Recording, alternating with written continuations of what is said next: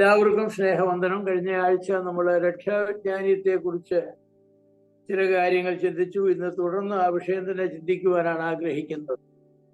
മനുഷ്യന്റെ രക്ഷ അല്ലെങ്കിൽ നമ്മുടെ ആത്മാവിന്റെ രക്ഷ എന്നുള്ളതിനേക്കാൾ പ്രാധാന്യമേറിയ ഒരു വിഷയം നമ്മെ സംബന്ധിച്ചിടത്തോളം ഇല്ല. ദൈവവുമായുള്ള നമ്മുടെ ബന്ധം, നമ്മുടെ രക്ഷയുമായിട്ട് ഉള്ള ബന്ധത്തിലാണ് അത് ഏറ്റവും പ്രസക്തമായിരിക്കുന്നത്. കാരണം പാപം ചെയ്ത മനുഷ്യന് ദൈവവുമായി ബന്ധപ്പെടുവാനായിട്ട് അവന്റെ പാപത്തിന്റെ പ്രശ്നത്തെ പരിഹരിച്ച് കിട്ടേണ്ടത് ആവശ്യമാണ്. അത് ദൈവം നമുക്ക് നൽകുന്ന രക്ഷയുമായി ബന്ധപ്പെട്ടാണ് ആ ബന്ധത്തിന്റെ പുനഃസ്ഥാപനം എന്നിരിക്കുന്നത്. ദൈവത്തിന് മനുഷ്യന് നൽകുവാൻ കഴിയുന്ന ഏറ്റവും വലിയ അനുഗ്രഹം എന്ന് പറയുന്നത് വാസ്തവത്തിൽ പാപം വന്നതിന് ശേഷം ഉള്ള ഏറ്റവും വലിയ അനുഗ്രഹം എന്ന് പറയുന്നത് ഈ രക്ഷ തന്നെയാണ്. നമുക്ക് ഭൗതികമായ അനുഗ്രഹങ്ങൾ, ഭൂമിയിലെ സമൃദ്ധികള്, ആരോഗ്യം, ബലം, സമ്പത്ത്, സമാധാനം, ഇങ്ങനെ നമുക്ക് ഈ ലോകത്ത് ജീവിക്കുവാൻ സഹായകരമായ അനേക കാര്യങ്ങൾ ദൈവം തരുന്നുണ്ടെങ്കിലും അതിനേക്കാളെല്ലാം ഏറ്റവും ഉന്നതവും മഹത്വകരവുമായിരിക്കുന്ന ദൈവത്തിന്റെ അനുഗ്രഹം എന്ന് പറയുന്നത് നിത്യത മുഴുവൻ നിലനിൽക്കുന്നതായിരിക്കുന്ന നമ്മുടെ ആത്മാവിന്റെ രക്ഷയാണ്. അതിനുവേണ്ടി ദൈവം നൽകിയ ഏറ്റവും വലിയ വില നമ്മുടെ കർത്താവായ യേശു ക്രിസ്തുവിന്റെ കാൽവരിയിലെ ബലിയാണ് എന്ന് നമുക്ക് ഏവർക്കും അറിയാം. പത്രോസിന്റെ 1-ാം ലേഖനം 18-19 വാക്യങ്ങളില് രക്ഷയുടെ നിസ്തുലതയെ കാണിക്കുന്ന ഒരു ഒന്നാണ്. അത് ദൈവം നമുക്ക് നൽകിയിട്ടുള്ളതായിരിക്കുന്ന ഏറ്റവും വലിയ അനുഗ്രഹവും ദൈവം അതിനുവേണ്ടി കൊടുത്തിട്ടുള്ള ഏറ്റവും വലിയ വിലയല്ല അതാണെന്ന് വളരെ വ്യക്തമായിട്ട് നമ്മോട് പറയുന്നുണ്ട്. 1 പത്രോസ് 2-ാം അധ്യായത്തിന്റെ 1-ാം അധ്യായത്തിന്റെ 18-19 വാക്യങ്ങളിൽ നാം വായിക്കുന്നത്, വ്യർത്ഥവും പിതൃപാരമ്പര്യവുമായ നിങ്ങളുടെ നടപ്പിൽ നിന്ന് നിങ്ങളെ വീണ്ടെടുത്തിരിക്കുന്നത് പൊന്നെ, വെള്ളി മുതലായ അഴിഞ്ഞു പോകുന്ന വസ്തുക്കളെ കൊണ്ടല്ല, ക്രിസ്തു എന്ന നിർദോഷവും നിഷ്കളങ്കവുമായ കുഞ്ഞാടിന്റെ വിലയേറിയ രക്തം കൊണ്ടത്ര എന്ന് നിങ്ങൾ അറിയുന്നുവല്ലോ. അതായത് പൊന്നെ, വെള്ളി, സ്വർണം മുതലായിരിക്കുന്ന മനുഷ്യരെ വിലയേറിയതെന്ന് കണക്കാക്കുന്ന വസ്തുക്കളെ കൊണ്ടല്ല ദൈവം നമ്മെ വീണ്ടെടുക്കുവാനായിട്ട് തീരുമാനിച്ചപ്പോൾ ദൈവം ചെലവ് ചെയ്തത് പിന്നെയോ തന്റെ പുത്രനായ യേശു ക്രിസ്തുവിന്റെ രക്തത്താലാണ്. ആ നിലയിൽ ദൈവത്തിന് നൽകുവാൻ കഴിയുന്ന ഏറ്റവും വിലയാണ് രക്ഷ സാധ്യമാക്കുവാനായിട്ട് ദൈവം നൽകിയത് എന്ന സത്യം നാം എപ്പോഴും ഓർക്കേണ്ടത് ആവശ്യമാണ്. മനുഷ്യരക്ഷയ്ക്ക് വേണ്ടിയുള്ള ദൈവിക എന്ന് പറയുന്നത് ലോകസ്ഥാപനത്തിന് മുൻപേ ആരംഭിച്ചതാണ്.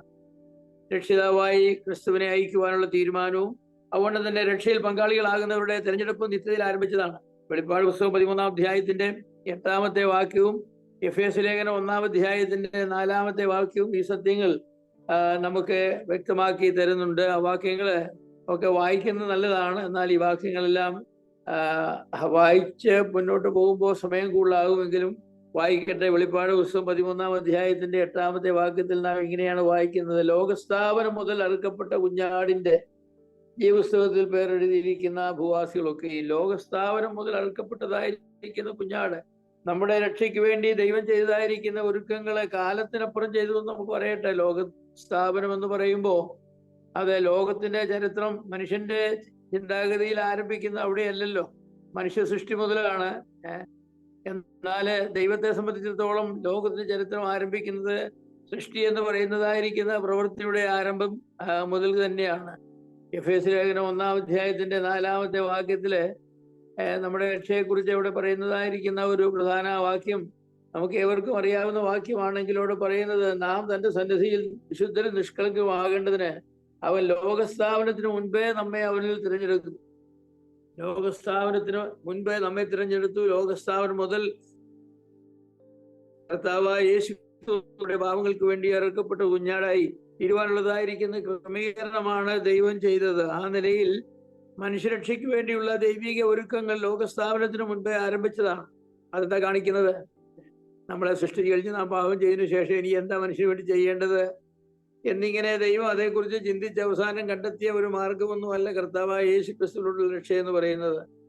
നമ്മെ സൃഷ്ടിക്കുന്നതിന് മുൻപ് തന്നെ നമ്മുടെ രക്ഷയ്ക്ക് വേണ്ടിയുള്ള ഒരുക്കങ്ങളെല്ലാം ചെയ്തിട്ടാണ് ദൈവം നമ്മുടെ സൃഷ്ടികർമ്മം നടത്തിയത്. രക്ഷയ്ക്ക് വേണ്ടി ദൈവത്തിന്റെ കുഞ്ഞാടിനെ തരണമെന്നുള്ള തീരുമാനം മാത്രമല്ല, നമ്മൾ ആരൊക്കെ രക്ഷിക്കപ്പെടണമെന്നുള്ളതായിരിക്കുന്ന വിഷയം സംബന്ധിച്ച് നമ്മുടെ രക്ഷയെ സംബന്ധിച്ചുള്ളതായിരിക്കുന്ന തിരഞ്ഞെടുപ്പ്, നമ്മുടെ പേരുകൾ എഴുതുന്നത് എല്ലാം അന്ന് മുതൽ ചെയ്തതായിരിക്കുന്ന കാര്യമാണ്. അത് ചെറിയൊരു കാര്യമല്ല. അതെ, ആദാം മുതലുള്ള സകല മനുഷ്യരോടും വ്യക്തിപരമായി ബന്ധപ്പെട്ട ഒരു വിഷയമാണ് രക്ഷ. രക്ഷ എന്ന വിഷയത്തോട് നിസ്സംഗത പുലർത്തുവാൻ ആർക്കും അനുവാദമില്ല. യഥാർത്ഥത്തിൽ രക്ഷയോട് രണ്ടു വിധത്തിലുള്ള പ്രതികരണമേ സാധിക്കൂ. ഒന്ന്, രക്ഷ സ്വീകരിക്കുക, ദൈവം തരുന്ന രക്ഷ സ്വീകരിക്കുക, അല്ലെങ്കിൽ ദൈവം തരുന്ന രക്ഷയെ നിരാകരിക്കുക. മൂന്നാമതൊരു പ്രതികരണം നമുക്കൊക്കുകയില്ല. ഇനി ഞാനതേക്കുറിച്ചൊരു തീരുമാനം ചെയ്യുന്നില്ല എന്നൊരാൾ പറഞ്ഞാലും അദ്ദേഹം തീരുമാനം ചെയ്തു കഴിഞ്ഞു. കാരണം എന്താണ്? ദൈവം തരുന്ന രക്ഷയെ സ്വീകരിക്കുന്നില്ല എന്നൊരു തീരുമാനമാണ് അദ്ദേഹം തിരഞ്ഞെടുത്തിരിക്കുന്നത്. അത് വളരെ ഗൗരവമുള്ളതായിരിക്കുന്ന ഒരു കാര്യം തന്നെയാണെന്ന് ഞാൻ പറയട്ടെ. രക്ഷ എന്ന ഈ വിഷയം മനുഷ്യർക്ക് മാത്രമല്ല, ദൂതന്മാർക്കും സൃഷ്ടിക്കും ഒക്കെ താല്പര്യമുള്ള വിഷയമാണ്. പത്രോസ് എഴുതിയ ഒന്നാമത്തെ ലേഖനം 1-ാം അധ്യായത്തിന്റെ 12-ാമത്തെ വാക്യത്തിൽ നാം വായിക്കുന്നത്, പ്രവാചകന്മാർ പഴയ നിയമത്തിലെ രക്ഷയെക്കുറിച്ചൊക്കെ പറഞ്ഞ് പ്രവാചകന്മാരെ കുറിച്ച് പറയുകയാണ്, തങ്ങൾ ആ ശുശ്രൂഷ ചെയ്യുന്നു, തങ്ങൾക്ക് വേണ്ടിയല്ല എന്ന പ്രവാചകന്മാർ ആരാഞ്ഞു നോക്കി, തങ്ങൾക്കായിട്ടല്ല നിങ്ങൾക്കായിട്ടത്ര തങ്ങൾ ആ ശുശ്രൂഷ ചെയ്യുന്നത് എന്ന് വെളിപ്പെട്ടു. സ്വർഗത്തിൽ നിന്ന് അയച്ച പരിശുദ്ധാത്മാവിനാൽ നിങ്ങളോട് സുവിശേഷം അറിയിച്ചവർ അത് ഇപ്പോൾ നിങ്ങളെ ഗ്രഹിപ്പിച്ചിരിക്കുന്നു. അതിലേക്ക് ദൈവദൂതന്മാരും കുനിഞ്ഞു നോക്കുവാൻ ആഗ്രഹിക്കുന്നു എന്നാണ്. മനുഷ്യന്റെ രക്ഷയെ പറ്റിയുള്ളതായിരിക്കുന്ന ഈ വിഷയം ദൈവദൂതന്മാർക്ക് താല്പര്യമുള്ള വിഷയമാണ്. ദൂതന്മാരെ ദൈവം രക്ഷിക്കുമോ, പാപം ചെയ്ത ദൂതന്മാരെ രക്ഷിക്കുമോ ഇല്ലയോ എന്നുള്ളത് വേറൊരു വിഷയമാണ്. ഈ പാപം ചെയ്ത ദൂതന്മാരല്ല ഇതിലേക്ക് കുനിഞ്ഞു നോക്കുവാനായിട്ട് ആഗ്രഹിക്കുന്നത് പിന്നെയോ വിശുദ്ധ ദൂതന്മാരാണ്. അവർക്ക് താല്പര്യമുള്ള ഒരു വിഷയമാണ് ദൈവം എന്തുകൊണ്ടാണ് മനുഷ്യനെ രക്ഷിച്ചത് എന്നുള്ളത്. മനുഷ്യരെക്കാൾ എത്രയോ ഉന്നതം എന്ന് വിചാരിക്കുന്നവരാണ് ദൂതന്മാരെന്ന് പറയുന്നത്. നമ്മളെ മനുഷ്യ ശരീരമുള്ളവരായതുകൊണ്ട് നമുക്ക് ലിമിറ്റേഷൻ ഉണ്ട്. സ്പേസ് സംബന്ധിച്ചും ഒക്കെ നമുക്ക് ലിമിറ്റേഷൻ ഉണ്ട്. എന്നാൽ ദൂതന്മാരെ സംബന്ധിച്ച് അവർ അശരീരികളാണ് എന്നുള്ളത് കൊണ്ട്, അല്ലെങ്കിൽ ആത്മീയമാണ് അവരുടെ ശരീരം എന്നുള്ളത് കൊണ്ട് സ്പേസ് സംബന്ധിച്ചുള്ളതായിരിക്കുന്ന ലിമിറ്റേഷൻസ് അവർക്കില്ല. അങ്ങനെയുള്ളതായിരിക്കുന്ന ദൂതന്മാർ പോലും മനുഷ്യർക്ക് ദൈവം ഒരുക്കിയതായിരിക്കുന്ന രക്ഷയെ സംബന്ധിച്ച് പറയുമ്പോൾ അതിലേക്ക് നോക്കുവാനായിട്ട് അവർക്ക് താല്പര്യമുണ്ടെന്നാണ് നാം വായിച്ചത്. അതുകൊണ്ട് തന്നെ റോമാലേഖനം 8-ാം അധ്യായത്തിന്റെ 22-ാമത്തെ വാക്യത്തില് ഇത് മനുഷ്യരെ മാത്രം ബാധിക്കുന്ന അല്ലെങ്കിൽ താല്പര്യമുള്ള ഒരു വിഷയമല്ല. ദൈവം സൃഷ്ടിച്ചതായിരിക്കുന്ന സകലർക്കും, ജന്തുക്കൾക്കും സസ്യങ്ങൾക്കും എല്ലാത്തിനും ഉണ്ടെന്ന് പറയത്തക്കവണ്ണുള്ളതാണ്. റോമാലേഖനം 8-ാം അധ്യായത്തിന്റെ 22-ാമത്തെ വാക്യത്തില് അങ്ങനെ ഒരു പ്രയോഗമാണ് നാം കാണുന്നത്. അവിടെ പറയുന്നത്, സർവ സൃഷ്ടിയും ഇന്ന് വരെ ഒരുപോലെ ഞരങ്ങി ഈറ്റുനോടിരിക്കുന്നു എന്നാണ്. ഇതിനു വേണ്ടിയാണ് മനുഷ്യപുത്രന്മാരുടെ രക്ഷ എന്നാണ് പൂർത്തിയാകുന്നത് എന്ന് സംബന്ധിച്ച് സകല ജീവജാലങ്ങളും ഇന്ന് വരെ ഒരുപോലെ, സർവസൃഷ്ടിയും ഒരുപോലെ ഞരങ്ങി ഈറ്റുനോട് കാത്തിരിക്കുകയാണ്. മാതാവിന്റെ പാപം മുഖാന്തരം ദൈവത്തിന്റെ സൃഷ്ടികൾക്ക് എല്ലാം, ഈ ഭൂമിയെ സംബന്ധിച്ചിടത്തോളം ഈ ദൈവ സൃഷ്ടികൾക്ക് എല്ലാം തന്നെ അതിൻ്റെതായിരിക്കുന്ന ദോഷം വന്നു. ജന്തുക്കളൊക്കെ ഞരക്കത്തോടാണ് ഇരിക്കുന്നത്. കാരണം ഭാവിയായ മനുഷ്യൻ അതിനെ കൊല്ലുകയും ഉപദ്രവിക്കുകയും ഒക്കെ ചെയ്യുമ്പോൾ അവർ ഞരങ്ങിക്കൊണ്ട് അവർക്ക് വാക്കുകൊണ്ട് പറയാനായിട്ട് സാധിക്കില്ല. കാരണം അവർക്ക് അങ്ങനെ കമ്മ്യൂണിക്കേഷൻ എബിലിറ്റി ദൈവം കൊടുത്തിട്ടില്ല. എങ്കിലും അവരുടെ വേദന എക്സ്പ്രസ് ചെയ്യുന്നത് എന്നിതൊക്കെ ഒന്ന് തീരുമെന്നാണ്. എന്നിതൊക്കെ ഒന്ന് തീരും. ഈറ്റുന്നവോട് കാത്തിരിക്കുകയാണ്. ദൈവപുത്രൻ വന്ന് മനുഷ്യന്റെ രക്ഷ പൂർണ്ണമായി കഴിയുമെന്ന്. മാത്രമല്ല, ഈ ഭൗതിക പ്രപഞ്ചത്തിന് ഒരു വീണ്ടെടുപ്പ് ദൈവം വെച്ചിട്ടുണ്ട്. ഇന്ന് ഈ പാപം നിറഞ്ഞതായിരിക്കുന്ന ഈ ലോകത്തിന്റെ വീണ്ടെടുപ്പിന്റെ ഭാഗമായിട്ട് ഇതിനെ നശിപ്പിച്ചിട്ട് മഹത്വകരമായിരിക്കുന്ന ഒരു ആകാശഭൂമിയെ ദൈവം സൃഷ്ടിക്കും. അതുപോലെ ഇതെല്ലാം ഇങ്ങനെ വേദനയോടെ കാത്തിരിക്കുന്നതായിരിക്കും ഒരു അനുഭവമാണെന്നാണ് പറയുന്നത്. അപ്പോൾ ഈ രക്ഷയുടെ പ്രാധാന്യം എത്ര വലുതാണ് എന്ന് നാം മനസ്സിലാക്കേണ്ടത് ആവശ്യമാണ്. വിശ്വാസികളായ നാം കർത്താവായ യേശുക്രിസ്തുവിന്റെ രക്തത്താൽ രക്ഷിക്കപ്പെട്ടവരാണ്, വീണ്ടെടുക്കപ്പെട്ടവരാണ്, പാപമോചനം പ്രാപിച്ചവരാണ് എന്നൊക്കെ നാം അവകാശപ്പെടുകയും നാം അഭിമാനിക്കുകയും സന്തോഷിക്കുകയും ഒക്കെ ചെയ്യുമ്പോൾ തന്നെ നമ്മുടെ പാപം കൊണ്ട് വേദന അനുഭവിക്കുന്നത് കേവലം നാം മാത്രമല്ല, മനുഷ്യർ മാത്രമല്ല, പിന്നെയോ ജീവജാലങ്ങളും ഈ ലോകത്തിൽ സൃഷ്ടിക്കപ്പെട്ടതായിരിക്കുന്ന ഈ പ്രകൃതി പോലും ഞരക്കത്തോടെ കാത്തിരിക്കുകയാണ് മനുഷ്യപുത്രന്മാരുടെ രക്ഷയ്ക്ക് വേണ്ടി. അപ്പൊ അത്ര പ്രധാനപ്പെട്ടതായിരിക്കുന്ന ഒരു വിഷയമാണ് നമ്മുടെ രക്ഷ എന്നുള്ളത് എന്ന് നാം മനസ്സിലാക്കേണ്ടത് ആവശ്യമാണ്. ദൈവ സൃഷ്ടിയിൽ മനുഷ്യവർഗത്തിന് മാത്രമാണ് വ്യക്തിപരമായ രക്ഷ സാധ്യമാക്കിയിട്ടുള്ളത്. ജന്തുക്കൾക്കൊന്നും, കാളയ്ക്കും പശുവിനും ആനയ്ക്കും സിംഹത്തിനും ഒന്നും അങ്ങനെ വ്യക്തിപരമായ രക്ഷയില്ല. അതുപോലെ മരങ്ങൾക്കും പുല്ലിനും ചെടികൾക്കും ഒന്നും അങ്ങനെയുള്ള രക്ഷയില്ല. എന്നാൽ മനുഷ്യന്റെ പാപനിമിത്തം അവയെല്ലാം കഷ്ടമനുഭവിക്കുന്നുണ്ട്. ദൈവം അവയൊക്കെ സൃഷ്ടിച്ചതായിരിക്കുന്ന നാളിൽ അവയെ സംബന്ധിച്ച് പ്രതീക്ഷിച്ചതായിരിക്കുന്ന ദൈവത്തിന്റെ പ്രതീക്ഷ, ദൈവം അതേക്കുറിച്ച് ഉദ്ദേശിച്ച ഉദ്ദേശ്യം മനുഷ്യവർഗത്തിന്റെ പാപം നിമിത്തം സഫലമാകാതെ പോകുന്നുണ്ട്. ഏതെങ്കിലും തോട്ടത്തിൽ എത്ര ഫലവൃക്ഷങ്ങളാണ് ഉണ്ടായിരുന്നത്. ആ വൃക്ഷങ്ങളെ സംബന്ധിച്ചെല്ലാം ദൈവം ആഗ്രഹിച്ചതായിരിക്കുന്ന ആ സാധ്യതകളെ ഒക്കെയും ആദവകുമാരുടെ പാപനിമിത്തം സഫലമാകാതെ മനുഷ്യനെ തോട്ടത്തിൽ നിന്ന് പുറത്താക്കി കഴിഞ്ഞപ്പോ അവിടെ ഉണ്ടായിരുന്ന ചെടികളെ കുറിച്ച് ദൈവം ഉദ്ദേശിച്ചതായിരിക്കുന്ന ആ സാഫല്യത എത്രത്തോളം യാഥാർത്ഥ്യമായി എന്ന് ചോദിച്ചാൽ അതിന് ഉള്ളതായിരിക്കുന്ന സാധ്യതയില്ല. കാരണം മനുഷ്യനെയാണ് അത് ഭരണം ഏൽപ്പിച്ചത്. തോട്ടം കാക്കുക എന്ന് പറഞ്ഞ മനുഷ്യന്റെ ജോലിയായിരുന്നു. പക്ഷെ മനുഷ്യനെ തോട്ടത്തിൽ നിന്ന് പുറത്താക്കിയപ്പോ ആ തോട്ടത്തിന് തന്നെ ഒരു അനാഥത്വം വന്നു എന്ന് ഞാൻ പറയട്ടെ. പിന്നെ ആ തോട്ടത്തിന് എന്തൊക്കെ സംഭവിച്ചു എന്നൊന്നും നമുക്കറിയില്ല. ഇന്ന് തോട്ടം എവിടെയാണ് എന്നുള്ള ചോദ്യത്തിന് ഒരുപക്ഷെ നോഹയുടെ കാലം വരെ അതുണ്ടായിരുന്നു, അതിനുശേഷം അത് നശിച്ചു പോയോ, ഇങ്ങനെയുള്ള ഒരുപാട് ചോദ്യങ്ങൾ നമുക്ക് ചോദിക്കാം. എന്നാൽ മനുഷ്യന്റെ പാപം നിമിത്തം പ്രകൃതി പോലും ശപിക്കപ്പെട്ട് പോവുകയാണ് ചെയ്തത്. ആഗ്രഹിക്കുന്ന സമയത്ത് മഴ കിട്ടാതെയും അതുപോലെ ജലപ്രളയം ഉണ്ടാവുകയും ലോകമെല്ലാം ജലപ്രളയത്താൽ നശിക്കുകയും ഒക്കെ നോഹയുടെ കാലത്ത് ചെയ്തതെല്ലാം മനുഷ്യന്റെ പാപവുമായി ബന്ധപ്പെട്ടാണ്. അപ്പൊ മനുഷ്യന്റെ പാപം ലോകത്തെ ദൈവം സൃഷ്ടിച്ച സകല ജീവജാലങ്ങളെയും നശിപ്പിച്ചു കളയുവാനിടയായി. പെട്ടകത്തിൽ കയറ്റുവാനായിട്ട് ദൈവം പറഞ്ഞതായിരിക്കുന്ന സെലക്റ്റഡ് ആയിട്ടുള്ള നമ്പേഴ്സിന് മാത്രമേ ആ നിലയിൽ രക്ഷ കിട്ടിയുള്ളൂ. ബാക്കിയെല്ലാം നശിച്ചു പോവുകയാണ് ചെയ്യുന്നത്. എന്തോര് തോട്ടങ്ങളും എന്തോര് മരങ്ങളും സസ്യാദികളും ഒക്കെ നശിച്ചു പോയി. മനോഹരമായി ഈ പ്രപഞ്ചത്തിന്റെ ഷേപ്പ് തന്നെ മാറി, ഭൂപ്രകൃതി തന്നെ മാറി. മലകളും താഴ്വരകളും നദികളും ഒക്കെ ദിശ മാറി ഒഴുകി പുതിയ പുതിയതൊക്കെ ഉണ്ടാകാനിടയായി. ഈ ഭൂമിയുടെ ടോപ്പോഗ്രാഫി തന്നെ മാറിപ്പോയി. അതേക്കുറിച്ചുള്ളതായിരിക്കുന്ന അതിന്റെ മനോഹാരിതയും ദൈവം സൃഷ്ടിച്ച നാളിൽ നൽകിയതായിരിക്കുന്ന അനുഗ്രഹത്തിന്റെ ആ സമൃദ്ധികളും ഒക്കെ മാറിപ്പോകുവാനായിട്ട് ഇടയായതായിട്ട് നമുക്ക് കാണുന്നുണ്ട്. പിന്നെ എന്തുകൊണ്ടാണ് ദൈവം ഈ പാവം ചെയ്തതായിരിക്കുന്ന മനുഷ്യനെ ഇങ്ങനെ രക്ഷിക്കുവാനായിട്ട് തീരുമാനിച്ചു? പാവം ചെയ്ത ദൂതന്മാരെ പോലും രക്ഷിക്കാതെ മനുഷ്യനെ മാത്രം എന്തുകൊണ്ട് ഇങ്ങനെ രക്ഷിക്കുവാനായിട്ട് ദൈവം തീരുമാനിച്ചു എന്ന് ചോദിക്കുന്ന വലിയൊരു ചോദ്യമാണ്. പാപത്തിന്, ഈ ഭൂമിയെ സംബന്ധിച്ച് പാപത്തിന് കാരണമായി തീരുന്നതായിരിക്കുക മനുഷ്യരെ രക്ഷിക്കുവാനായിട്ട് ദൈവം തന്റെ പുത്രനെ തന്നുകൊണ്ട് എന്തുകൊണ്ടാണ് ഇത്ര വലിയ ഇൻവെസ്റ്റ്മെന്റ് നടത്തിയത് എന്ന് ചോദിച്ചാൽ അതിനൊക്കെ ശരിയായിരിക്കുന്ന ഉത്തരങ്ങൾ നമുക്ക് കണ്ടെത്തുവാനായിട്ട് യുക്തി കൊണ്ട് സാധ്യമല്ല. എന്നാൽ ദൈവവചനത്തിൽ പറയുന്നതായിരിക്കുന്ന ചില ഉത്തരങ്ങളുണ്ട്. രക്ഷയുടെ സാധ്യത എന്നുള്ളതായിരിക്കുന്ന വിഷയം, ദ പോസിബിലിറ്റി ഓഫ് സാൽവേഷൻ. അതിൽ ഒന്നാമത് പറയാനായിട്ട് കഴിയുന്നത് മനുഷ്യാത്മാവിന്റെ അമർത്യതയാണ്. പാപത്താൽ ഇല്ലാതെയാകുന്നതോ മരണത്താൽ നശ്വരമാകുന്നതോ ആയ ഒരു ആത്മാവോടു കൂടെയാണ് മനുഷ്യനെ ദൈവം സൃഷ്ടിച്ചത് എങ്കിൽ അവന്റെ രക്ഷ ഒരിക്കലും സാധ്യമാകുമായിരുന്നില്ല. എന്നാൽ രക്ഷ സാധ്യമായിരിക്കുന്നത് മനുഷ്യന്റെ ആത്മാവിന് അമർത്യതയുള്ളത് കൊണ്ടാണ്. മനുഷ്യന്റെ ആത്മാവിന് അമർത്യതയുണ്ട് എന്ന് ബൈബിൾ പഠിപ്പിക്കുന്ന ഈ സത്യത്തെ നിഷേധിക്കുന്ന ഒരുപാട് ആളുകളുണ്ട്. അങ്ങനെയുള്ള ഒരു ആശയമാണ് സ്വാഭാവിക അമർത്യത, കണ്ടീഷണൽ ഇമ്മോർട്ടാലിറ്റി എന്നൊക്കെ പറയുന്നത്. മനുഷ്യൻ പാപം ചെയ്യുക വഴി അവന്റെ ആത്മാവ് നശിച്ചുവെന്നും രക്ഷിക്കപ്പെട്ടവർക്ക് മാത്രമേ അമർത്യതയുള്ളൂ എന്നും ഒക്കെയുള്ള ആശയം അതിന്റെ പിന്നിൽ പഠിപ്പിക്കുന്നവരായ ആളുകളുണ്ട്. ഇങ്ങനെയുള്ളവർ നിത്യനരകത്തെ ആശയത്തെ നിഷേധിക്കുന്നു. എന്നാൽ ആത്മാവിന്റെ അമർത്യതയും നിത്യ നരകവും എല്ലാം വിശുദ്ധ ബൈബിൾ വളരെ വ്യക്തമായി പഠിപ്പിക്കുന്ന ഒന്നാണ്. മനുഷ്യന്റെ ആത്മാവിന് അമർത്യതയുണ്ട്, ഒരിക്കലും നശിച്ചു പോകുന്നതല്ല. അനശ്വരതയുണ്ട്, നശിക്കുകയില്ല. നരകത്തിലായാൽ പോലും ആത്മാവിൽ നാശമില്ല. നരകത്തിൽ ആത്മാവ് കഷ്ടത അനുഭവിച്ചുകൊണ്ട് കോൺഷ്യസ് ആയിട്ട് അവിടെ കഴിയുകയാണ് ചെയ്യുന്നത്. അങ്ങനെയുള്ളതായിരിക്കുന്ന ഒരു ആത്മാവോടു കൂടെയാണ് ദൈവം മനുഷ്യനെ സൃഷ്ടിച്ചത് എന്നതുകൊണ്ട് മാത്രമാണ് ദൈവത്തിന് മനുഷ്യനെ രക്ഷിക്കുവാൻ തക്കവണ്ണം കഴിയുന്നത്. അതേസമയം മർത്യതയുള്ള ഒരാത്മാവ്, മരണത്തോടുകൂടെ ഇല്ലാതെയാകുന്ന ഒരാത്മാവായിരുന്നുവെങ്കിൽ മനുഷ്യൻ രക്ഷിക്കുവാനായിട്ട് കഴിയുകയില്ല.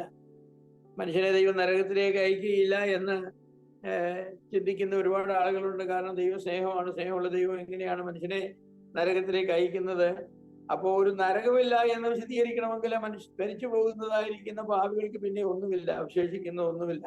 എന്നാൽ രക്ഷിക്കപ്പെടുന്നവരായിരിക്കുന്ന ആളുകൾക്ക് ദൈവം ഒരാത്മാവിനെ, പുതിയതായിട്ടൊരു ആത്മാവിനെ സൃഷ്ടിച്ചു നൽകുന്നു.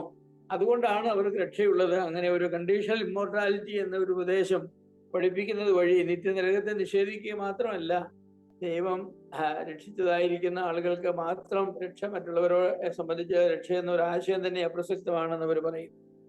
അതുപോലെ തന്നെയാണ് മനുഷ്യവർഗത്തിന്റെ ഏകത, യൂണിറ്റി ഓഫ് ഹ്യൂമൻ റേസ്. ആദാമ്യ പാപം മനുഷ്യവർഗത്തിന്റെ മേൽ ആരോപിക്കുവാൻ മനുഷ്യവർഗത്തിന്റെ ഏകത ഒരു കാരണമായി തീർന്നു. ഏക മനുഷ്യനാൽ പാപം എന്നാണ്, ഏക മനുഷ്യനാൽ പാപം. ആദം പാപം ചെയ്യുന്ന നാളിൽ നീ മരിക്കുമെന്ന് പറഞ്ഞത് കേവലം ആദം എന്ന ആ ഒരു മനുഷ്യനെ കുറിച്ചല്ല, ആദം എന്ന മനുഷ്യവർഗത്തെ കുറിച്ചാണ്. ആദം എന്നതായിരിക്കുന്ന പേരിന് ആ ഒരു ജനറിക് ആശയമുണ്ട്, മനുഷ്യവർഗം എന്ന ആശയമുണ്ട്. ആദാം മനുഷ്യവർഗത്തിന്റെ തലയാണ്, ആദ്യത്തെ ആദാമാണ്, മനുഷ്യവർഗത്തിന്റെ ഹെഡാണ്. അപ്പൊ ആദാം പാപം ചെയ്തപ്പോ മനുഷ്യവർഗത്തിന്റെ മരണമാണ് സംഭവിച്ചത്. അപ്പോ ആദാമ്യ പാപം മനുഷ്യവർഗത്തിന്റെ മേൽ ആരോപിക്കുവാൻ മനുഷ്യവർഗത്തിന്റെ ഏകത കാരണമായി തീർന്നു. അതുപോലെ തന്നെയാണ് രക്ഷയും. അവസാനത്തെ ആദാമായി വന്നതായിരിക്കുന്ന യേശു ക്രിസ്തുവിന്റെ അനുസരണം ദൈവം രക്ഷയ്ക്ക് വേണ്ടി തിരഞ്ഞെടുത്തത് ആളുകളുടെ മേൽ ആരോപിക്കുവാനായിട്ട് ദൈവത്തിന്റെ പ്രസാദമായി. ഏക മനുഷ്യനാൽ പാപം വന്നതുപോലെ ഏക മനുഷ്യന്റെ അനുസരണത്താൽ മനുഷ്യന്റെ രക്ഷയും കാരണമായി തീർന്നു. അങ്ങനെ രണ്ട് വർഗങ്ങളാണ് ഭൂമിയിലുള്ളത്. ഒന്നാമത്തെ വർഗം ജനനം കൊണ്ട് ആയിത്തീരുന്ന ഒരു വർഗമാണ് ആദാമ്യ വർഗം എന്ന് പറയുന്നത്. അത് ആദാമിൽ നിന്ന് ജനിക്കുക വഴിയാണ്. അങ്ങനെ ജനിക്കുന്നത് കൊണ്ട് നാം ഇൻഹെറിറ്റ് ചെയ്യുന്നതാണ് പാപ സ്വഭാവം എന്ന് പറയുന്നത്. എന്നാൽ ക്രിസ്തു എന്നതായിരിക്കുന്ന വർഗത്തിൽ അങ്ങനെ ജനനം കൊണ്ടല്ല, അത് വീണ്ടും ജനനം കൊണ്ടാണ്. അതുകൊണ്ട് ഭൗതികമായിരിക്കുന്ന ഒരു ജനനം കൊണ്ട് നാം സ്വർഗത്തിൽ പോകുന്നില്ല, വീണ്ടും ജനിക്കുന്നില്ല എങ്കിൽ. അതാണ് കർത്താവ് നിക്കോദെമോസോട് പറഞ്ഞത്, നീ വീണ്ടും ജനിക്കുന്നില്ല എങ്കിൽ സ്വർഗരാജ്യം കാണുകയില്ല എന്ന്. അപ്പോ വീണ്ടും ജനിക്കുന്നവരായിരിക്കുന്ന ആളുകൾക്ക് ആ വർഗത്തിന്റെ ഹെഡായിരിക്കുന്ന കർത്താവായ യേശു ക്രിസ്തു അവസാനത്തെ ആദാമിന്റെ അനുസരണത്താൽ രക്ഷയ്ക്ക് കാരണമായി തീർന്നു. പക്ഷേ ഒന്നാമത്തെ ആദാമിന്റെ പാപം ആ വർഗത്തിൽ വരുന്ന എല്ലാ മനുഷ്യർക്കും അതെ മരണത്തിന് കാരണമായി തീർന്നു. അപ്പോൾ ഈ യൂണിറ്റി ഓഫ് ഹ്യൂമൻ റേസ് എന്ന് പറയുന്നത് വലിയൊരു ഉപദേശമാണ്. Unity of human raise. ദൈവം എന്തുകൊണ്ടാണ് ദൂതന്മാരെ രക്ഷിക്കാത്തത് എന്ന ചോദ്യം അനേകർ ചോദിക്കുന്നുണ്ട്. ദൈവം ദൂതന്മാരെ രക്ഷിക്കാത്തതിന്റെ കാരണം അവർക്ക് യൂണിറ്റി ഓഫ് റേസ് ഇല്ല. ഓരോരോ ദൂതനെയും ഒറ്റയ്ക്കൊറ്റയ്ക്ക് ദൈവം സൃഷ്ടിച്ചു എന്നാണ് വിചാരിക്കുന്നത്. കാരണം വിവാഹം വഴി അങ്ങനെ ജനിക്കുന്നവരല്ല. അപ്പൻ ദൂതനും അമ്മ ദൂതനും ബന്ധപ്പെട്ട് ജനിച്ചതായിരിക്കുന്ന ഒരു വർഗമല്ല ദൂതന്മാരെന്ന് പറയുന്നത്. അവർ ഓരോരുത്തരായി സൃഷ്ടിക്കപ്പെട്ടവരാണ്. അവരുടെ പാപവും അങ്ങനെയാണ്. ഓരോ ദൂതനും ഒറ്റയ്ക്കൊറ്റയ്ക്ക് പാപം ചെയ്യുന്നു. ഒരുപക്ഷെ ലൂസിഫറിന്റെ പാപമാണ് അതിന് പ്രേരണയാക്കിയിരുന്നെങ്കിലും പാപം എന്ന് പറഞ്ഞ പ്രവൃത്തി ഒറ്റയ്ക്കൊറ്റയ്ക്ക് ഓരോരുത്തർ ചെയ്യുകയാണ്. എന്നാൽ മനുഷ്യവർഗത്തെ പറ്റി പറയുമ്പോൾ അങ്ങനെയല്ല. ഏക മനുഷ്യനാൽ പാപവും പാപത്താൽ മരണവും ലോകത്തിൽ വന്നു. ആദാമിൽ എല്ലാവരും മരിച്ചു. ഒന്നാം ആദാമിൽ എല്ലാവരും മരിക്കുന്നു. അവസാനത്തെ ആദാമിൽ എല്ലാവരും ജീവിക്കുന്നു. ഈ unity of the human raise എന്ന് പറയുന്നത് മനുഷ്യന്റെ രക്ഷയുള്ളതായിരിക്കുന്ന ബന്ധത്തിൽ അതിപ്രധാനമായിരിക്കുന്ന ഒരു യാഥാർത്ഥ്യമാണ്. ദൂതന്മാരെ പോലെ നാമും സൃഷ്ടിക്കപ്പെട്ടവരായിരുന്നുവെങ്കിൽ നമ്മെ രക്ഷിക്കുവാനായിട്ട് ദൈവത്തിന് കഴിവില്ല എന്ന് പറയുന്നത് ദൈവത്തിന്റെ ഇന്നബിലിറ്റിയല്ല കാണിക്കുന്നത്, ദൈവത്തിന്റെ എബിലിറ്റിയാണ് കാണിക്കുന്നത്. കാരണം ദൈവം ചില വ്യവസ്ഥകൾ വെച്ചിട്ടുണ്ട്, ആ വ്യവസ്ഥകളെ ദൈവം തന്നെ ലംഘിക്കുന്നതല്ല. ദൂതന്മാരെ രക്ഷിക്കണമെങ്കിൽ ഒരു വേദശാസ്ത്രി പറഞ്ഞതുപോലെ ഓരോ ദൂതന് വേണ്ടിയും കർത്താവായ യേശു ക്രിസ്തു ഓരോ പ്രാവശ്യം മരിക്കേണ്ടത് ആവശ്യമായി വരുമായിരുന്നു. ഏകമരണത്താൽ സകലം രക്ഷിക്കുവാനായിട്ട് കഴിയുകയില്ല. അങ്ങനെ കഴിയുന്നതിന്റെ കാരണം എന്ന് പറഞ്ഞാൽ മനുഷ്യവർഗത്തിന്റെ ഈ ഏകത, ഐക്യത എന്ന് പറയുന്നതാണ്. ദൂതന്മാർക്ക് അതില്ലാത്തത് കൊണ്ട് ഓരോ ദൂതനും വേണ്ടി ഇങ്ങനെ മരിച്ചുകൊണ്ടേ ഇരിക്കേണ്ടത് ആവശ്യമായി വരും. എന്നാൽ ഇവിടെ അങ്ങനെയല്ല. ഏകന്റെ പാപത്താൽ സകലരും പാപികളായി തീർന്ന പോലെ ഏകന്റെ അനുസരണത്താൽ സകലർക്കും അനുസരണമുള്ളവരായി തീരുവാനായിട്ട്, രക്ഷയുള്ളവരായി തീരുവാനായിട്ട് കഴിയും. അതുകൊണ്ട് ദൈവം ദൂതന്മാരെ രക്ഷിച്ചില്ല. അതുകൊണ്ട് മാത്രമാണ് രക്ഷിക്കാഞ്ഞത് എന്നൊക്കെ ചോദിച്ചാൽ അതിനൊക്കെ ഉത്തരവ് പക്ഷേ നമുക്ക് നിത്യതയിൽ കാണാൻ കഴിഞ്ഞേക്കും. ഒരുപക്ഷെ അവിടെയും നമുക്ക് കിട്ടിയില്ലെന്ന് വരും. ദൈവത്തിന്റെ സാൽവിഫിക് ബില്ലിൽ ദൂതന്മാരെ ദൈവം ഉൾപ്പെടുത്തിയില്ല എന്നൊക്കെ പറയുന്നതാണ് ഒരുപക്ഷെ നമുക്ക് ഏറെ തൃപ്തി. രക്ഷയെ സംബന്ധിച്ചുള്ള ദൈവത്തിന്റെ പരിപാടി ദൂതന്മാരെ ദൈവം ഉൾപ്പെടുത്തിയില്ല, മനുഷ്യരെ മാത്രമേ ഉൾപ്പെടുത്തിയുള്ളൂ. അത് എന്തുകൊണ്ടെന്നൊക്കെ ചോദിച്ചാൽ, എന്തുകൊണ്ടെന്നുള്ള ചോദ്യം എപ്പോഴും ദൈവത്തിന്റെ ഉദ്ദേശത്തെയും ദൈവത്തിന്റെ ആത്യന്തികമായ തീരുമാനത്തെയും ചോദ്യം ചെയ്യുന്ന ചോദ്യങ്ങളാണ്. അങ്ങനെയുള്ള ചോദ്യങ്ങൾ ചോദിക്കാൻ ഒരു മനുഷ്യനും സ്വാതന്ത്ര്യം ദൈവം നൽകിയിട്ടില്ല. എന്തുകൊണ്ട് എന്ന് കാരണം അത് that's God's intention, God's sovereign വില്ലാണ്. ആ വില്ലിലേക്കൊന്നും നമുക്ക് കയറി ചെന്ന് ചോദിക്കാനായിട്ട് കഴിയുകയില്ല. മനുഷ്യവർഗത്തിന്റെ രക്ഷയ്ക്ക് കാരണമായിരിക്കുന്ന മൂന്നാമത്തെ ഒരു വിഷയം എന്ന് പറയുന്നത് പാപത്തിന്റെ സ്വഭാവമാണ്. അതായത് മനുഷ്യവർഗത്തിന്റെ പാപത്തെക്കുറിച്ച് ചിന്തിക്കുമ്പോൾ യാഥാർത്ഥ്യങ്ങൾ നാം പ്രത്യേകം അംഗീകരിക്കേണ്ടതല്ലേ, മനസ്സിലാക്കേണ്ടത് ആവശ്യമാണ്. ഒന്നാമത് ഞാൻ പറഞ്ഞതുപോലെ വീണുപോയ ദൂതന്മാർ അവരുടെ വ്യക്തിപരമായ ലംഘനത്താൽ പാപികളായപ്പോൾ ഏകന്റെ അനുസരണക്കേടിനാലാണ് മനുഷ്യർക്ക് മുഴുവനും പാപികളായി തീർന്നത്.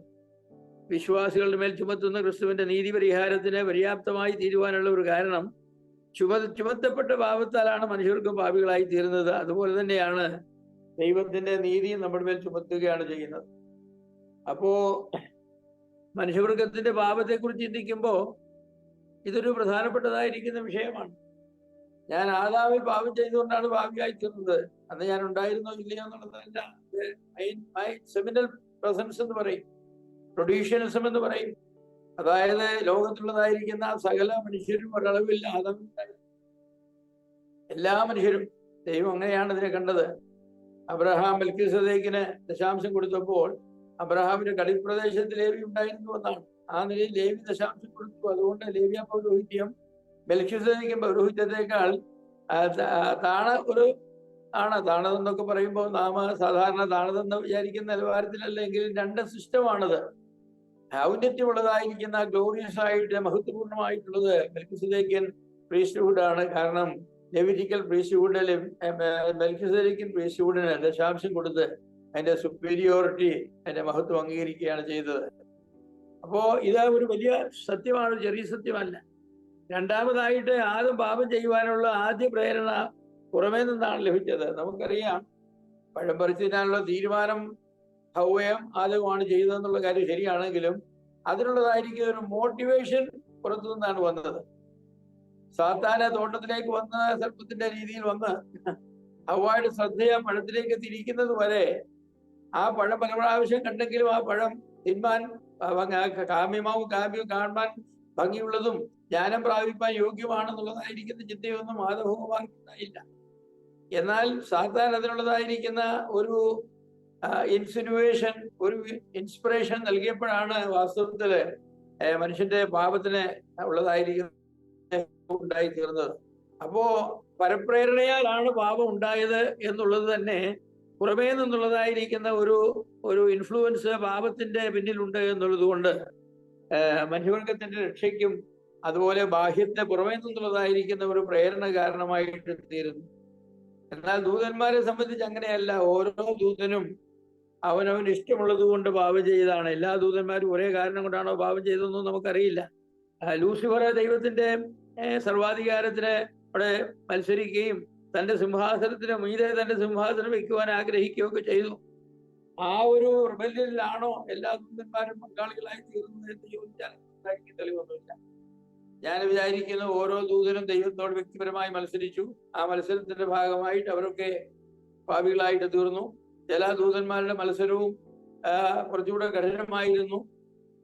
കോരഭൂതന്മാരുടെ മത്സരം കൊണ്ട് ഭൂമി അവരെ വിഴുങ്ങിക്കളഞ്ഞു എന്ന് പറഞ്ഞതുപോലെ ചില ദൂതന്മാരുടെ മത്സരം വളരെ കഠിനമായിരുന്നു എന്നുള്ളത് കൊണ്ട് ദൈവം അവരെ ഒരുപക്ഷെ ചങ്ങലയിട്ട് അന്ധകാര രൂപത്തിൽ ഇപ്പോഴും സൂക്ഷിച്ചിരിക്കുകയാണ്. കാരണം അവർ വളരെ ദുഷ്ടന്മാരായിരിക്കുന്ന ദൂതന്മാരാണ്. എന്നാൽ ഓരോ ദൂതനെയും കേവലം ലൂസിഫർ ഏകദൂതന്റെ പാപത്താൽ സകലരും പാപികളായി തീർന്നു എന്നൊരു പ്രയോഗമില്ല. ഏക മനുഷ്യന്റെ പാപത്താൽ സകലരും പാപികളായി തീർന്നു എന്ന് പറഞ്ഞതുപോലെ ഏകദൂതന്റെ പാപത്താൽ സകല ദൂതന്മാരും പാപികളായി തീർന്നു എന്നൊരു പ്രസ്താവനയില്ല. അതുകൊണ്ട് ആദം പാപം ചെയ്യുവാനുള്ള ആദ്യ പ്രേരണ പുറമെ സാത്താനിൽ നിന്ന് ലഭിച്ചു. എന്നാൽ ദൂതന്മാരുടെ പാപം പരപ്രേരണയാൽ ഉളവായി എന്നതിന് സൂചനയില്ല. ബാഹ്യപ്രേരണ വീഴ്ചയ്ക്ക് കാരണമായി തീർന്നു എന്നുള്ളത് കൊണ്ട് ഒരു ബാഹ്യപ്രേരണ രക്ഷയ്ക്കും കാരണമാക്കി ദൈവം തീർത്തു. പരിശുദ്ധാത്മാവിന്റെ മനുഷ്യ മനസ്സിലുള്ള സമ്മർദ്ദവും അതുപോലെ തന്നെ കൃപയുടെ വിളിയും അധ്വാനിക്കുന്നവരും ഭാരതീയബുദ്ധിതരുമായിട്ടുള്ളവരെ എൻ്റെ അടുക്കിലേക്ക് വരിക എന്നുള്ള കർത്താവിന്റെ വാക്കുകളും ഒക്കെ രക്ഷയ്ക്ക് കാരണമായിട്ട് പുറമേ നിന്ന് ഒരാളുടെ രക്ഷയാണ്. കാൽവരിയിലെ കർത്താവായ യേശു ക്രിസ്തുവിന്റെ മരണമാണ് കാരണമായിട്ട് തീർന്നത്. അപ്പോ അത് വളരെ പ്രധാനപ്പെട്ടതായിരിക്കുന്ന ഒരു പോയിന്റായിട്ട് നാം മനസ്സിലാക്കേണ്ടത് ആവശ്യമാണ്.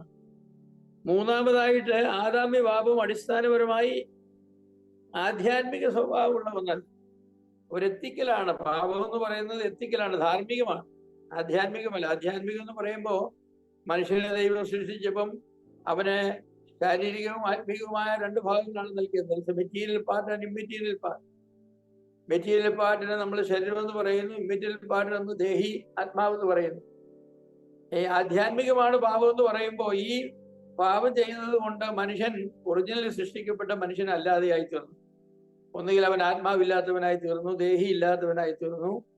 അങ്ങനെയൊന്നും സംഭവിക്കുന്നില്ല.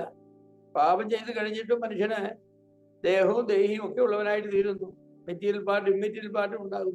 പിന്നെ എന്താണ് പാപം എന്ന് പറയുന്നത്? പാപം എന്ന് പറഞ്ഞാൽ എത്തിക്കൽ, ചെയ്യരുതെന്ന് പറഞ്ഞൊരു കാര്യം ചെയ്തു എന്നുള്ളതാണ്.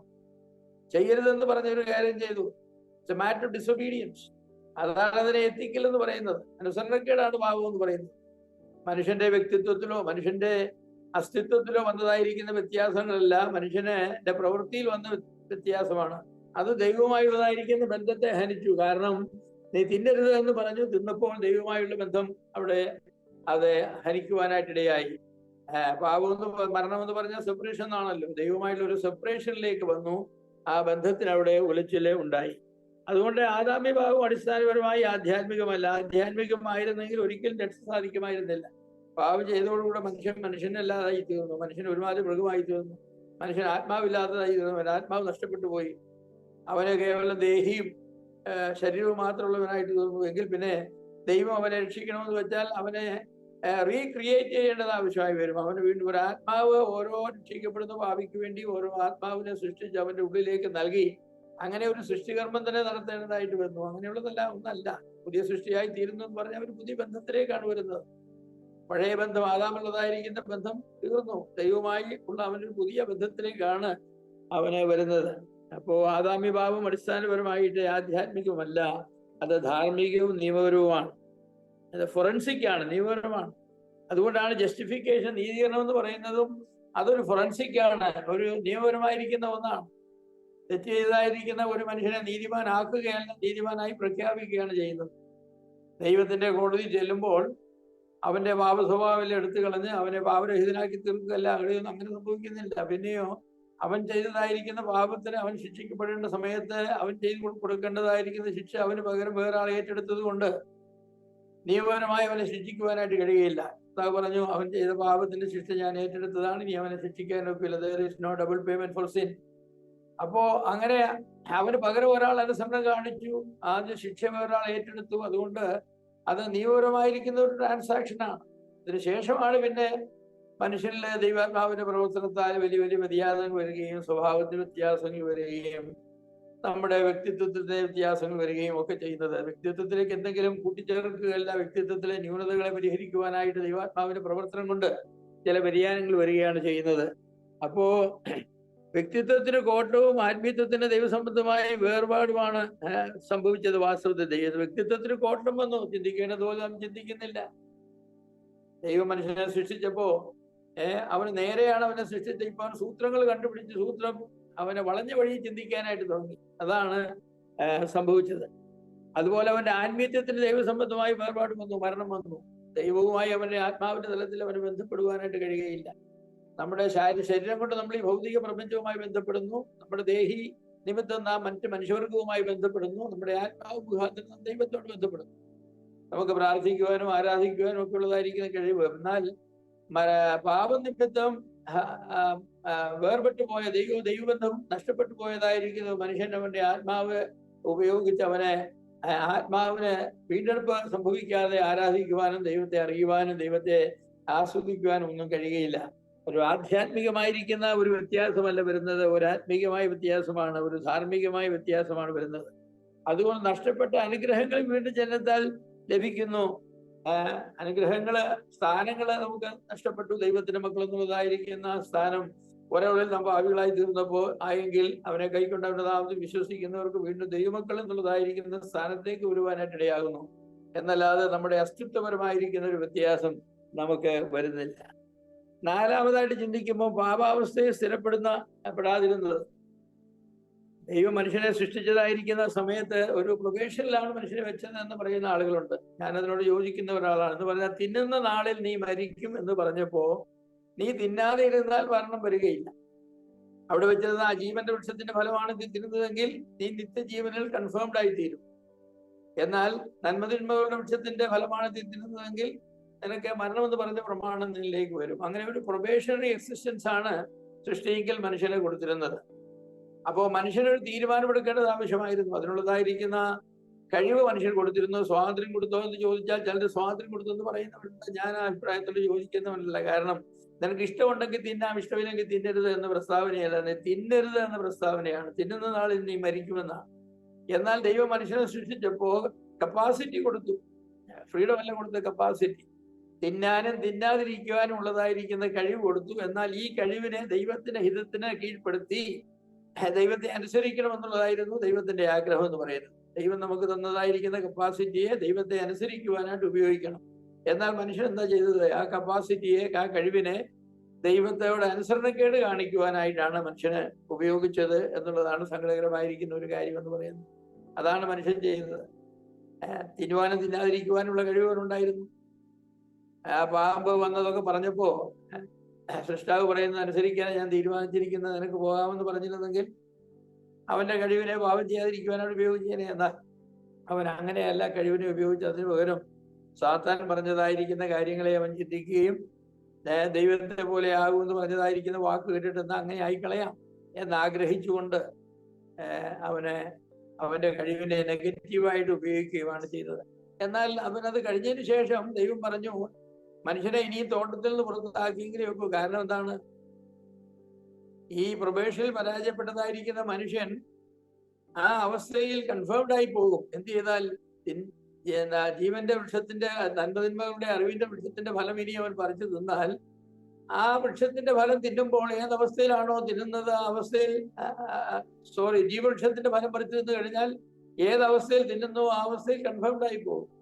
അപ്പൊ ഞാൻ വിചാരിക്കുന്നു ആദമന് ഉണ്ടായതായിരിക്കുന്ന ഒരു ചിന്ത ഒരു പക്ഷേ നന്മതിന്മകളുടെ ഭക്ഷ്യഫലം പറിച്ചു തിന്ന് പാപിയായി തീർന്ന ഞാൻ ഇനി ജീവന്റെ വൃക്ഷത്തിന്റെ ഫലം കൂടെ പറിച്ചു തിന്നാൽ എന്നേക്കും എനിക്ക് ദൈവത്തെ പോലെ ആയി ഇങ്ങനെ ജീവിക്കുവാനായിട്ട് കഴിയും എന്നവനെ ചിന്തിച്ചു കാണും. സാത്താൻ അതിനുള്ളതായിരിക്കുന്ന അടുത്ത ഉപദേശങ്ങൾ കൊടുക്കാനായിട്ട് ഒരു പക്ഷേ ആഗ്രഹിച്ച് കാണുമെന്ന് ഞാൻ വിചാരിക്കുന്നു. എങ്കിലും അതേക്കുറിച്ചുള്ള സൂചനകളൊന്നുമില്ല. പക്ഷെ ഒരു കാര്യം ദൈവം തന്നെ പറഞ്ഞു, ഇപ്പോൾ മനുഷ്യൻ കൈനീട്ടി ജീവന്റെ വൃക്ഷഫലം കൂടെ പറിച്ചു നിന്ന് എന്നേക്കും അങ്ങനെ ഇരിക്കുവാൻ ഇടയാകാതിരിക്കേണ്ടത് അവനെ തോട്ടത്തിൽ നിന്ന് പുറത്താക്കി കളയാമെന്ന് പറഞ്ഞു. ദൈവത്തിന്റെ വലിയ കരുണയും കൃപയും നാം അവിടെ കാണുന്നുണ്ട്. കാരണം മനുഷ്യൻ പാപത്തിൽ കൺഫേംഡ് ആകണം എന്ന് ദൈവം ഒരിക്കലും ആഗ്രഹിച്ചില്ല. അവൻ പാപിയായി തീർന്നെങ്കിലും എന്നും പാപിയായി ഇരിക്കണമെന്ന് ദൈവം ആഗ്രഹിച്ചില്ല. അങ്ങനെ സംഭവിച്ചിരുന്നെങ്കിൽ വീണ്ടെടുപ്പുള്ളതായിരിക്കുന്ന സാധ്യത എന്നേക്കുമായി അസ്തമിക്കുമായിരുന്നു. കാരണം മനുഷ്യൻ കൺഫേംഡ് സിന്നറായി പോകുമായിരുന്നു. കൺഫേംഡ് സിന്നർ, ദൂതന്മാരെ പോലെ, വീട് പോയ ദൂതന്മാരെ പോലെ കൺഫേംഡ് സിന്നേഴ്സ് ആയി തീരുമായിരുന്നു. എന്നാൽ ദൈവം മനുഷ്യന്റെ വീണ്ടെടുപ്പിന് വീണ്ടും ഒരു അവസരം കൊടുക്കേണ്ടതിന് വേണ്ടി ദൈവത്തിന്റെ മഹാകരുണയാലും കൃപയാലും ദൈവം അവനെ തോട്ടത്തിൽ നിന്ന് പുറത്താക്കുകയാണ് ചെയ്യുന്നത്. അതൊക്കെ ദൈവത്തിന്റെ വലിയ സ്നേഹത്തിന്റെ, ദൈവത്തിന്റെ കരുണയുടെ പ്രവർത്തനങ്ങളാണ് എന്ന് വേണം നമുക്ക് മനസ്സിലാക്കുവാനായിട്ട് ഉള്ളത്. ആദവും അങ്ങനെ ജീവവൃക്ഷത്തിന്റെ ഫലം കൂടെ പറിച്ച് തിന്നുവാനുള്ളതായിരിക്കുന്ന ഉദ്ദേശം അവർക്ക് ഉണ്ടായിരുന്നു എന്ന് ചോദിച്ചാൽ, പറിച്ച് തിന്ന് അങ്ങനെ ജീവിക്കാതിരിക്കേണ്ടതിന് അവനെ പുറത്താക്കി കളയാമെന്ന് പറഞ്ഞത് കൊണ്ട് ദൈവത്തിന് ഒരുപക്ഷെ അറിയാമായിരുന്നു, സർവജ്ഞാനിയായ ദൈവം അറിയാമായിരുന്നു, ഉടനെ ഒരു ആക്ഷൻ എടുത്തില്ലെങ്കിൽ അടുത്ത് സംഭവിക്കാൻ പോകുന്നത് അതാണ്. എന്നാൽ ദൈവം അതിനനുവദിക്കാതെ മനുഷ്യനെ പുറത്താക്കി കളയുകയാണ് ചെയ്തത്.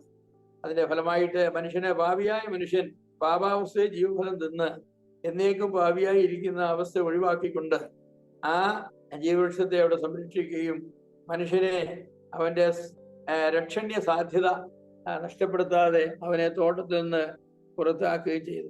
അപ്പോൾ ദൈവം അവിടെ അതിനുവേണ്ടി പ്രവർത്തിച്ചു എന്നുള്ളതാണ്. അപ്പോൾ ഈ വിഷയങ്ങള് മനുഷ്യവർഗത്തിന്റെ പാപാവസ്ഥയിൽ മനുഷ്യന് ദൈവം അവനെ രക്ഷിക്കുവാൻ ഉള്ളതായിരിക്കുന്ന പദ്ധതികൾ എല്ലാം മുന്നമേ കണ്ടുകൊണ്ട് അതിനുവേണ്ടതായിരിക്കുന്ന പ്രവൃത്തികൾ കൂടി ദൈവം ചെയ്തു എന്നുള്ളത് അതിമഹത്തായിരിക്കുന്ന ഒരു കാര്യമായിട്ടാണ് തീർച്ചയായിട്ടും ഇരിക്കുന്നത്. ദൈവം നമ്മോട് എത്ര വലിയ കരുണയാണ് കാണിച്ചത്. അപ്പൊ നാം എന്താണ് ഇത് കണ്ടത്? ഞാൻ മുന്നോട്ട് പോകുന്നതിന് മുമ്പ് ഞാൻ പറഞ്ഞതായിരിക്കുന്ന കാര്യങ്ങൾ ഒന്നുകൂടെ ആവർത്തിച്ച് പറയട്ടെ, കാരണം നിങ്ങൾക്ക് പ്രയോജനമായിരിക്കും.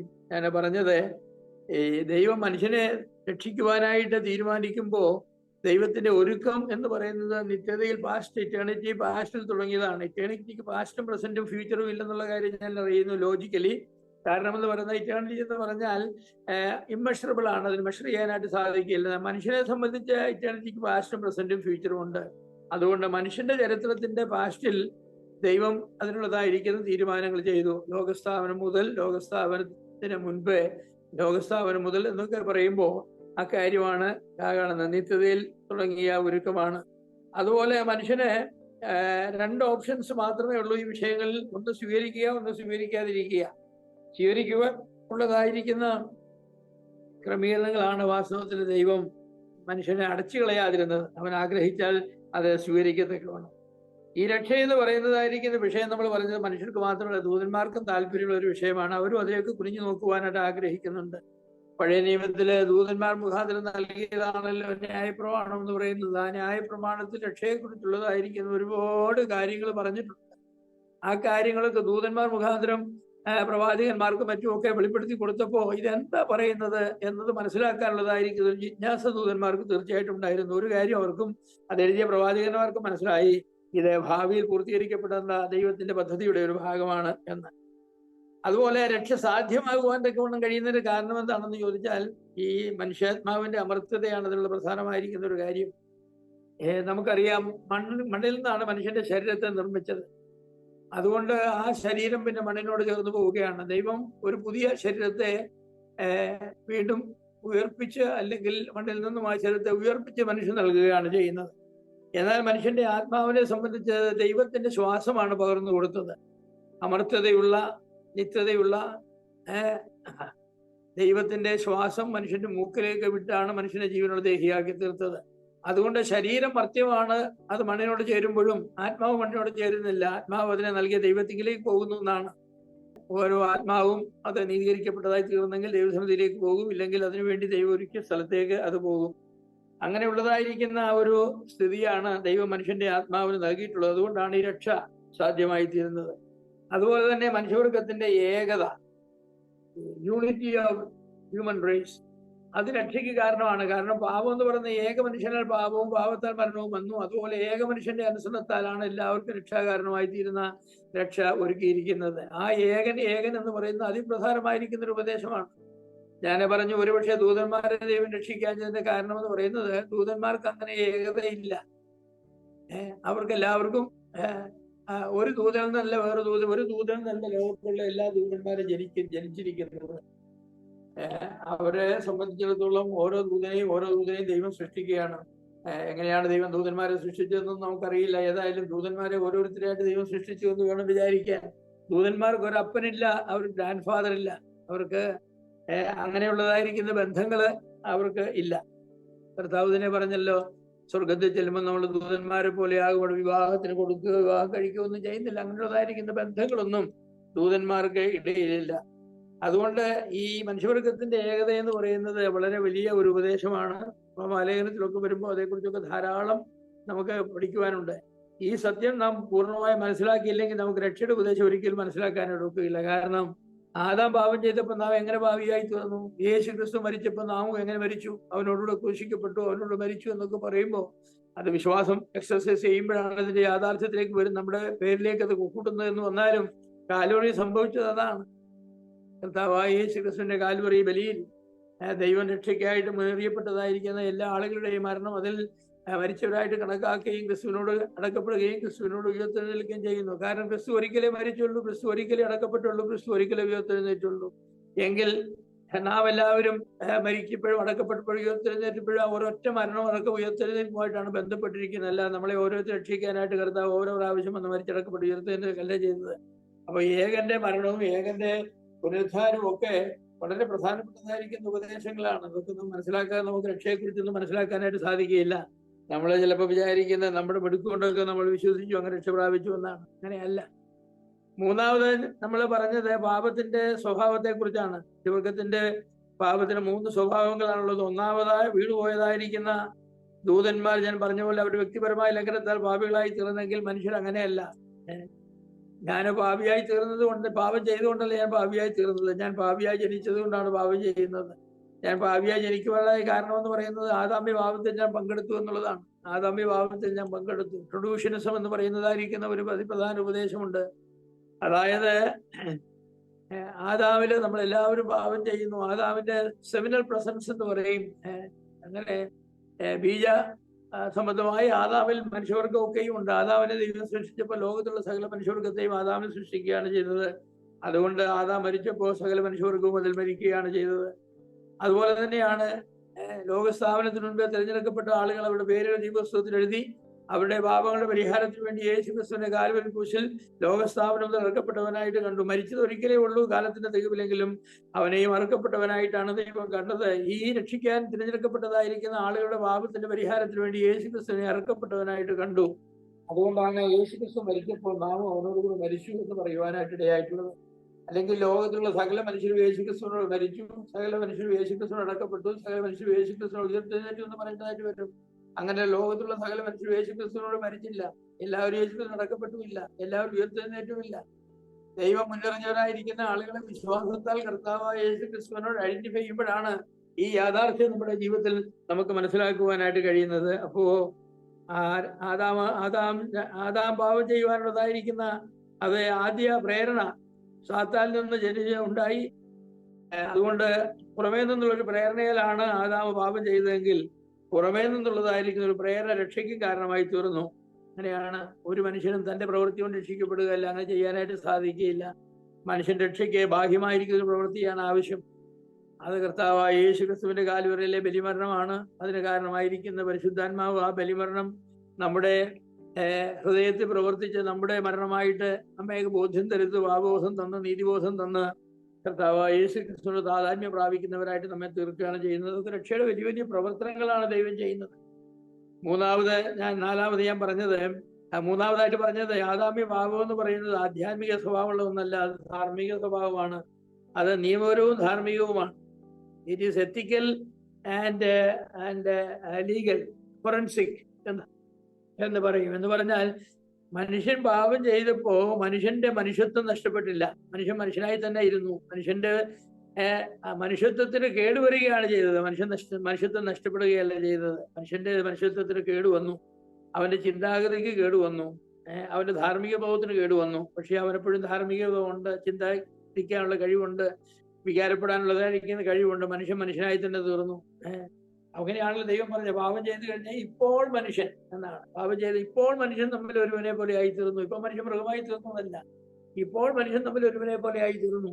ആ ഒരുവനെ പോലെ ആയി തീർന്നു എന്ന് പറഞ്ഞതില് വലിയ വ്യത്യാസമുണ്ട്. ദൈവത്തിന് മാത്രമേ ഉള്ളൂ സ്വന്തമായി തീരുമാനമെടുക്കാനും സ്വന്തമായി കാര്യങ്ങൾ ചെയ്യാനുള്ളതായിരിക്കുന്ന ആ അധികാരം എന്ന് പറയുന്നത്. ദൈവം ആരിൽ നിന്നും അഭിപ്രായം തേടുന്നില്ല, ആരുടെയും അനുവാദം തേടുന്നതുമില്ല. സാത്താൻ വാസ്തവത്തിൽ ആദാമിനോട് പറഞ്ഞത് എന്താണ്? നീ ഈ പഴം പറിച്ചു തിന്നാൽ ദൈവത്തെ പോലെ ആകുമെന്ന് പറഞ്ഞാൽ, ദൈവം സ്വതന്ത്രനായി ആരോടും കടപ്പെടാത്തവനായി തനിക്ക് ഇഷ്ടമുള്ള കാര്യങ്ങൾ ചെയ്യുവാനായിട്ട് തീരുമാനങ്ങളെടുത്ത് ചെയ്യുന്നത് പോലെ നീ ഈ പഴം പറിച്ചു തിന്നു കഴിഞ്ഞാൽ ദൈവത്തിൽ നിന്ന് സ്വതന്ത്രനായി നിനക്ക് ഇഷ്ടം പോലെ ജീവിക്കാനുള്ളതായിരിക്കുന്ന ഒരു അവസരം നിനക്ക് കിട്ടും. ദൈവത്തോട് ചോദിച്ച് ചെയ്തോട്ടെ എന്ന് ചോദിച്ച് പെർമിഷൻ കൊടുക്കേണ്ട ആവശ്യമില്ല. ദൈവം പറഞ്ഞതും അതാണ്. ഏദൻ തോട്ടം എന്ന് പറഞ്ഞത് നമ്മുടെ തോട്ടമാണ്. നമ്മുടെ തോട്ടത്തിൽ നമ്മുടെ ഇഷ്ടമല്ലാതെ വേറൊരു ഇഷ്ടമോടെ ഒക്കുകയില്ല. There is only one sovereign will. അത് ദൈവത്തിന്റെ വില്ലാണ്. അവിടെ വേറെ ഒരു വില്ലിപ്പോ ഉണ്ടായിരിക്കുന്നു, മനുഷ്യന്റെ വില്ല്. അവന് ഇഷ്ടമുള്ള കാര്യം അവന് ഇഷ്ടമുള്ളതുപോലെ ഇഷ്ടമുള്ള സമയത്ത് ചെയ്യുന്നതായിരിക്കും ഒരു സാഹചര്യം വന്നിരിക്കുന്നു. We cannot permit. അവനെ പുറത്താക്കേണ്ടത് ആവശ്യമാണ്. അങ്ങനെ അവനെ പുറത്താക്കുകയാണ് ചെയ്തത്. ഇനിയിപ്പോ രക്ഷയ്ക്ക് എന്താ ചെയ്യുന്നത്? മനുഷ്യന്റെ ഹിതം ദൈവത്തിന്റെ ഹിതത്തിന് കീഴ്പ്പെടുത്തുകയാണ് ചെയ്യുന്നത്. ദൈവത്തിന്റെ ഹിതത്തിന് കീഴ്പ്പെടുത്തുകയാണ് ചെയ്യുന്നത്. ദൈവം പറയുന്ന കാര്യങ്ങൾക്ക് യേസ് എന്ന് പറഞ്ഞ് ഊന്ന് പറഞ്ഞ് അതിന് കീഴ്പ്പെട്ട് ദൈവം പറയുന്നതായിരിക്കുന്ന പാതയിലേക്ക് തിരിച്ചു വരികയാണ് ചെയ്യുന്നത്. അതൊക്കെ അനുസരണമാണ്, എത്തിക്കൽ കോണ്ടാക്ട് ആണ് അതൊക്കെ ചെയ്യുന്നത്. അതാണ് പാപം എന്ന് പറയുന്നത് എത്തിക്കലായിരുന്നെങ്കിൽ രക്ഷ എന്ന് പറയുന്നത് ഒരു എത്തിക്കൽ പ്രോസസ്സാണ്. അതാണ് വിശ്വാസത്താൽ നീതീകരിക്കപ്പെടുക എന്ന് പറഞ്ഞാൽ അതാണ്. ദൈവത്തെ ആത്യന്തിക പോയിന്റ് ഓഫ് റെഫറൻസ് ആയിട്ട് കണ്ട് ദൈവം പറയുന്നതായിരിക്കുന്ന കാര്യത്തെ ആത്യന്തികമായി സ്വീകരിച്ച് അതിന് പ്രകാരം നാം മുന്നോട്ട് പോവുക. അതിനാണ് നമ്മൾ വിശ്വസിക്കുക എന്ന് പറയുന്നത്. ആ ഒരു അനുഭവത്തിലേക്ക് നാം വരികയാണ് ചെയ്യുന്നത്. അപ്പോൾ നഷ്ടപ്പെട്ടതായിരിക്കുന്ന അനുഗ്രഹങ്ങൾ അങ്ങനെ ദൈവം വീണ്ടും ജനത്താൽ മനുഷ്യൻ നൽകുകയാണ്. നാലാമത് നമ്മൾ പറഞ്ഞ പാപാവസ്ഥയിൽ നമ്മൾ സ്ഥിരപ്പെടാതിരുന്നതാണ്. പാപാവസ്ഥയിൽ സ്ഥിരപ്പെട്ടു പോയെങ്കിൽ നമുക്ക് രക്ഷ എന്ന് പറഞ്ഞ വിഷയമേ പഠിക്കേണ്ട ആവശ്യം വരുമായിരുന്നില്ല. എങ്ങനെയാണ് സ്ഥിരപ്പെടുന്നത്? ദൈവം തന്നെ പറഞ്ഞു, ഇപ്പോൾ മനുഷ്യൻ കൈനീട്ടി ജീവന്റെ ഫലം കൂടെ പറിച്ചു നിന്ന് അവൻ എന്നേക്കും ഭാവിയായിരിക്കുക എന്നൊരവസ്ഥയിലേക്ക് വരും. എന്നേക്കും ഭാവിയായിരിക്കുക, പാപത്തിൽ സ്ഥിരപ്പെട്ടു പോകുന്ന ഒരവസ്ഥ. അത് സംഭവിക്കുന്നതിന് മുമ്പ് ഈ വൃക്ഷത്തെ പ്രൊട്ടക്ട് ചെയ്യാനായിട്ട് ദൈവം ദൂതന്മാരെ ആക്കി, തിരിയുന്ന വാളും കൊണ്ട് കെരൂബുകളെ അവിടെ ആക്കി. ഒരു മനുഷ്യനും അതിന്റെ പഴം പറിച്ചിനാനായി നടത്തി ചെല്ലാൻ പാടില്ല. ചെന്നാൽ അതിന് കഷ്ണമായി ആ വാള് കൊണ്ട് അവനെ മുറിച്ച് കളയുന്നതാണ്. അങ്ങനെയുള്ളതായിരിക്കുന്ന ഒരു വലിയ പ്രൊട്ടക്ഷൻ ദൈവം അവിടെ ഏർപ്പെടുത്തി മനുഷ്യനെ പുറത്തേക്ക് വിടുകയും ചെയ്തു. ആ ഒരു ഏർപ്പെടുത്തിയെന്നാണ്. കാരണം ഈ പാപത്തിൽ സ്ഥിരപ്പെട്ടു പോവുക എന്ന് പറയുന്നത് ഒരു ഭയങ്കര കാര്യമാണ്. കാരണം അങ്ങനെ സ്ഥിരപ്പെട്ടു പോയി കഴിഞ്ഞാൽ പിന്നെ മനുഷ്യന്റെ രക്ഷ എന്ന് പറയുന്ന ഒരു ചിന്തയെ, ഒരു വിഷയമേ വരികയില്ല. ദൈവം നമ്മോട് എന്തോട് കരുണ കാണിച്ചു മനുഷ്യവർഗത്തോട്. കാരണം ദൈവം സൃഷ്ടിച്ചതായിരിക്കുന്ന മനുഷ്യൻ രക്ഷിക്കപ്പെടുവാനുള്ളതായിരിക്കുന്ന ഒരു അവസരം കൂടെ എന്നേക്കും നിഷേധിക്കുക എന്ന് പറയുന്ന ദൈവത്തിന്റെ സ്നേഹത്തിന് ഒരിക്കലും അനുവദിക്കാൻ കഴിയുന്നതല്ല. അതുകൊണ്ട് ദൈവം അവിടെ കാവൽ നിർത്തിയെന്നാണ്. കാവൽ നിർത്തി എന്തിനാണെന്ന് ചോദിച്ചാൽ മനുഷ്യനെ എങ്ങനെയും ചുഴഞ്ഞു കയറി അതിന്റെ പഴം ഒന്ന് പറിച്ചു നിന്ന് എന്നേക്കും ഭാവിയായിരിക്കും എന്ന് പറഞ്ഞാൽ പിന്നെ ദൈവം എന്ന് പറഞ്ഞ വ്യക്തിയുമായിട്ട് ഈ ഒരു ബന്ധവുമില്ല. തോന്നിയതുപോലെ ജീവിക്കാം, സാധാരണ ജീവിക്കുന്ന പോലെ മനുഷ്യന് ജീവിക്കാം. ദൈവത്തോട് മറന്നിരിക്കുകയോ എന്ത് വേണമെങ്കിലും ചെയ്യാം. പിന്നെ ശിക്ഷാവിധി ഏറ്റുവാങ്ങുക എന്നതേ ഉള്ളൂ. ആ ഒരു അവസ്ഥയാണ് സാത്താൻ ആഗ്രഹിച്ചത്. എന്നാൽ ദൈവം മനുഷ്യൻ അതിൽ നിന്നും എത്രയോ ഉന്നതമായിരിക്കുന്ന ഒരു അവസ്ഥയാണ് ദൈവം കണ്ടിരുന്നത്. അങ്ങനെ മനുഷ്യൻ പാപിയായി തീരാതിരിക്കേണ്ടതിന് വേണ്ടി, അങ്ങനെ പാപത്തിൽ സ്ഥിരപ്പെടാതിരിക്കേണ്ടതിന് വേണ്ടി രക്ഷയ്ക്കുള്ളതായിരിക്കുന്ന വഴി തുറന്നിടുവാനായിട്ട് ദൈവം അതേ പ്രസാദിച്ചു. ദൈവം തന്നെ ഇറങ്ങി വന്ന മനുഷ്യനെ രക്ഷയ്ക്ക് ആവശ്യമായിരിക്കുന്ന വഴി ഒരുക്കി അവന്റെ നഗ്നതയ്ക്ക് പരിഹാരമായിട്ട് ഞാൻ വിചാരിക്കുന്നു ഒരാടിനെ കൊന്നു അങ്ങനെ പറഞ്ഞിട്ടില്ലെങ്കിലും അവനെ തോലിടിപ്പിച്ചു എന്ന് പറയണമെങ്കിൽ ജീവനുള്ള മൃഗത്തിന്റെ തോൽ ഉരിഞ്ഞെടുക്കുകയല്ലോ, അതിനെ അറുത്ത് ഒരു യാഗം കഴിച്ച് മനുഷ്യന്റെ പാപത്തിന് വേണ്ടി പാപരിഹാര യാഗം ബലി കഴിച്ച് അതിന്റെ തോല് കൊണ്ട് മനുഷ്യനെ ഉടുപ്പിച്ച് മനുഷ്യന്റെ ഒരു സിംബോളിക് രക്ഷ അവിടെ ദൈവം കൈവരിക്കുകയാണ് ചെയ്തത്. അപ്പോ രക്ഷയുടെ സാധ്യത എന്ന് പറയുന്നത് നാം മനസ്സിലാക്കേണ്ടത് ആവശ്യമാണ്. രക്ഷയുടെ സാധ്യത ഇതാണ്: ദൈവത്തിന്റെ മുന്നറിവും ദൈവത്തിന്റെ ഭാവാവസ്ഥയിൽ മനുഷ്യൻ കൺഫേം ചെയ്യുക, കൺഫേംഡ് ആയി പോകാതിരിക്കാനുള്ളതായിരിക്കുന്ന ദൈവത്തിന്റെ ക്രമീകരണവും, സൃഷ്ടിയിൽ ദൈവം മനുഷ്യന് നൽകിയതായിരിക്കുന്ന പ്രത്യേകമായിരിക്കുന്ന അവസ്ഥയും, പാപത്തിന്റെ സ്വഭാവവും, പാപത്തിൽ നമുക്ക് നഷ്ടപ്പെട്ടു പോയതും നഷ്ടപ്പെട്ടു പോകാത്തതുമായിരിക്കുന്ന കാര്യങ്ങളും ഒക്കെ വളരെ പ്രധാനപ്പെട്ടതാണ്. ഇതൊക്കെ നാം മനസ്സിലാക്കിയെങ്കിൽ മാത്രമേ നമുക്ക് രക്ഷയെ സംബന്ധിച്ചുള്ളതായിരിക്കുന്ന വിഷയത്തിൽ നമുക്ക് മുൻപോട്ട് പോകുവാനായിട്ട് സാധിക്കൂ. ഇനി രക്ഷയ്ക്കുള്ള മോട്ടിവേഷൻസ് എന്താണ്? Motives for salvation. അതിനുള്ളതായിരിക്കുന്ന മോട്ടീവ്സ് എന്താ പറയേണ്ടത്? ദൈവത്തിന്റെ ലക്ഷ്യം എന്താണ്? ദൈവത്തിന്റെ ഉദ്ദേശ്യം എന്താണ്? അല്ലെ ദൈവത്തിന് മനസ്സിലുണ്ടായിരുന്ന കാരണങ്ങൾ എന്താണ്? എന്തുകൊണ്ട് ദൈവം ഭാവിയെ രക്ഷിപ്പാൻ തീരുമാനിച്ചു? അതൊരു വലിയ ചോദ്യമാണ്. സർവാധികാരിയായ ദൈവത്തിന് യാതൊരു കമ്പൽഷനും ദൈവത്തിന് മേലില്ല. ഒരു കമ്പൽഷനും ആരുടെയും ഇല്ല. ദൈവം കമ്പൽഷൻസിനെല്ലാം അതീതനായി ജീവിക്കുന്നവനാണ്. ആരിൽ നിന്നും തന്റെ അഭിപ്രായം ചോദിക്കാത്തവനാണ്. ആരോടും താൻ ബുദ്ധി പഠിക്കാത്തവനാണ്. തന്റെ തീരുമാനങ്ങൾ സർവ്വസ്വതന്ത്രമായ തീരുമാനങ്ങളാണ്. അങ്ങനെയുള്ള ദൈവത്തിന് മനുഷ്യനെ രക്ഷിക്കാനായിട്ട് തീരുമാനിച്ചെങ്കിൽ അതിന് മതിയായിരിക്കുന്ന എന്തെങ്കിലും കാരണങ്ങൾ കാണുമല്ലോ. ദൈവം വെറുതെ ഒരു തമാശയ്ക്ക് വേണ്ടി മനുഷ്യനെ രക്ഷിക്കാനായിട്ട് തീരുമാനിച്ചു എന്ന് പറയാൻ ഒക്കില്ല. ഒരു തമാശയ്ക്ക് വേണ്ടി മനുഷ്യനെ സൃഷ്ടിച്ചെന്നോ ഇതൊന്നും നമുക്ക് പറയില്ല. നിത്യനായ ദൈവം, സർവജ്ഞാനിയായ ദൈവം, സർവശക്തനായ ദൈവം, സർവാധികാരിയായ ദൈവം തന്റെ നിത്യമായിരിക്കുന്ന സർവാധികാര സ്വഭാവത്തിന് യോജിച്ചതായിരിക്കുന്ന നിലയിൽ മതിയായ കാരണങ്ങളോട് കൂടെയാണ് കർത്താവ് ഇതെല്ലാം ചെയ്യുന്നത്. എല്ലാ കാരണങ്ങളും നമ്മോട് കർത്താവ് പറഞ്ഞെന്ന് വരികയില്ല. അതുകൊണ്ട് എന്തുകൊണ്ട് ദൈവം ഭാവിയെ രക്ഷിപ്പാൻ തീരുമാനിച്ചു എന്ന ചോദ്യത്തിന് അങ്ങനെ വ്യക്തമായിരിക്കുന്ന ഉത്തരങ്ങൾ നൽകുവാനായിട്ട് നമുക്ക് കഴിയില്ലെങ്കിലും 3 കാരണങ്ങൾ സാധാരണ ചൂണ്ടിക്കാണിക്കാറുണ്ട്. ഞാനത് നിങ്ങളോട് പറയാം. ഒന്നാമത്തെ കാരണം എന്ന് പറഞ്ഞാൽ മനുഷ്യവർഗത്തോടുള്ള ദൈവത്തിന്റെ ഏറ്റവും വലിയ സ്നേഹത്തെ പ്രകടിപ്പിക്കുവാനാണ്. മനുഷ്യവർഗത്തോടുള്ള ദൈവത്തിന്റെ ഏറ്റവും വലിയ സ്നേഹത്തെ പ്രകടിപ്പിക്കുവാൻ വേറെ മാർഗം ഉണ്ടായിരുന്നോ? ഇല്ലെങ്കിൽ ഏറ്റവും വലിയ മാർഗം എന്ന് പറഞ്ഞാൽ മനുഷ്യ രക്ഷിക്കുക. പാപം ചെയ്ത് ദൈവത്തിൽ നിന്ന് അകന്നു പോയ മനുഷ്യനെ ദൈവത്തോട് വീണ്ടും അടുപ്പിക്കുവാനൊക്കെ ഒന്നും ദൈവം രക്ഷയുടെ ഒരു മാർഗം ഒരുക്കുക എന്നുള്ളതാണ്. അതാണ് ഏറ്റവും വാസ്തവത്തിലെ കാൽവറിയാണ് ദൈവത്തിന്റെ സ്നേഹത്തിന്റെ ഏറ്റവും വലിയ പ്രകടനം എന്ന് പറയാറുള്ളത് ശരിയാണ്. ഞാനത് വിശ്വസിക്കുന്ന ആളാണ്. എന്നാൽ അതിനേക്കാൾ ഒട്ടും കുറയാത്തതായിരിക്കുന്ന പ്രകടനമാണ് ഏദൻ തോട്ടത്തിൽ നടന്നതെന്ന് ഞാൻ പറയട്ടെ. തോട്ടത്തിൽ മനുഷ്യനെ സൃഷ്ടിച്ച തോട്ടത്തിൽ വെച്ചാണോ, തോട്ടത്തിന് പുറത്ത് വെച്ചാണോ? ഒരുപക്ഷെ പുറത്ത് വെച്ചാണ്. കാരണം പിന്നെ അവനെ സൃഷ്ടിച്ച് സ്ത്രീയെ സൃഷ്ടിച്ച ശേഷം അവരെ തോട്ടത്തിലാക്കുകയാണ് ചെയ്തത്. അതുകൊണ്ട് തോട്ടത്തിന് പുറത്താണ്. തോട്ടത്തിന് പുറത്തും തോട്ടത്തിനകത്തും എന്ന് പറയുമ്പോൾ ജിയോഗ്രാഫിക്കലി എന്ത് ഡിസ്റ്റൻസ് ഇതിന് തമ്മിലുണ്ട്, എന്ത് അതിർത്തികളുണ്ട് എന്നൊന്നും എനിക്കറിയില്ല. അതുകൊണ്ട് ഞാൻ തോട്ടത്തോട് ബന്ധപ്പെട്ടതായിരിക്കുന്ന ഒരു സ്ഥലത്ത് വെച്ചാണ് ഇതൊക്കെ നടന്നതെന്ന് വിചാരിക്കുക. എൻ്റെ മനസ്സില് ദൈവസ്നേഹത്തെ കുറിച്ച് ഞാൻ ചിന്തിക്കുമ്പോൾ കാൽവറിയിൽ കാണിച്ചതായിരിക്കുന്ന ആ സ്നേഹത്തിൽ നിന്ന് ഒട്ടും കുറയാത്തതായിരിക്കുന്ന സ്നേഹമാണ് സൃഷ്ടിയിൽ കാണിച്ചതെന്ന് ഞാൻ ചിന്തിക്കുകയാണ്. മനുഷ്യനെ മണ്ണുകൊണ്ട് ദൈവം നനഞ്ഞപ്പോ സർവജ്ഞാനിയായ ദൈവം എല്ലാം അറിയുന്നു. ഈ താൻ ഉണ്ടാക്കുന്നതായിരിക്കുന്ന ഈ മനുഷ്യൻ തന്നോട് എന്ത് ചെയ്യുമെന്നുള്ളത് ദൈവത്തിന് നന്നായിട്ട് അറിയാമായിരുന്നു. അങ്ങനെ ദൈവം മണ്ണെടുത്ത് മനുഷ്യൻ തല നനഞ്ഞപ്പോ ദൈവം കർത്താവിന്റെ മനസ്സിൽ കൂടെ പോയതാണ്. കർത്താവിന്റെ മനസ്സിൽ കൂടെ പോയത് ഇവനെ ഈ തല ഉപയോഗിച്ച്, ഈ ബുദ്ധി ഉപയോഗിച്ച് എന്നെ കൊല്ലുവാനായിട്ട് ഇവൻ ചിന്തിക്കും. എന്റെ തലയിൽ ഇവൻ മുൾമുടി വെച്ച് ആഞ്ഞടിച്ച് കയറ്റാനായിട്ട് തീരുമാനിക്കും. എന്റെ മുഖത്ത് അവൻ തുപ്പും, എന്റെ രോഗമെല്ലാം പറിച്ചു പറയും. ഇങ്ങനെ അവർ ചെയ്യാൻ പോകുന്നതായിരിക്കുന്ന ചിന്തകളെല്ലാം ഒരു ഒരു ഒരു ഒരു ഒരു ഒരു എന്താണ് കർത്താവിന്റെ മുന്നിൽ കൂടെ, കർത്താവിന്റെ മനസ്സിൽ കൂടെ അങ്ങനെ കടന്നു പോയില്ലെന്ന് വിചാരിക്കാൻ ന്യായമുണ്ടോ? സർവജ്ഞാനിയായ ദൈവം അതെല്ലാം കണ്ടു. നമ്മളൊക്കെ ആയിരുന്നെങ്കിൽ നാം സൃഷ്ടിക്കുന്നതായിരിക്കുന്ന എന്തെങ്കിലും ഒരു വസ്തു, ഒരു ടോയ് ആകട്ടെ, എന്തെങ്കിലും ഒരു കാര്യമാകട്ടെ, നാം സൃഷ്ടിക്കുന്നത് നമ്മെ തന്നെ നശിപ്പിക്കുമെന്ന് നാം ഏത് സമയത്ത് അതേക്കുറിച്ച് ബോധ്യമാകുന്നു ആ സമയത്ത് നാം എന്ത് ചെയ്യും? ആ വസ്തുവിനെ നാം നശിപ്പിച്ചു കളയും. അത് നമ്മെ നശിപ്പിക്കുന്നതിന് മുമ്പ് നാം അതിനെ നശിപ്പിച്ചു കളയും. എന്നാൽ ദൈവം എന്ത് ചെയ്തു?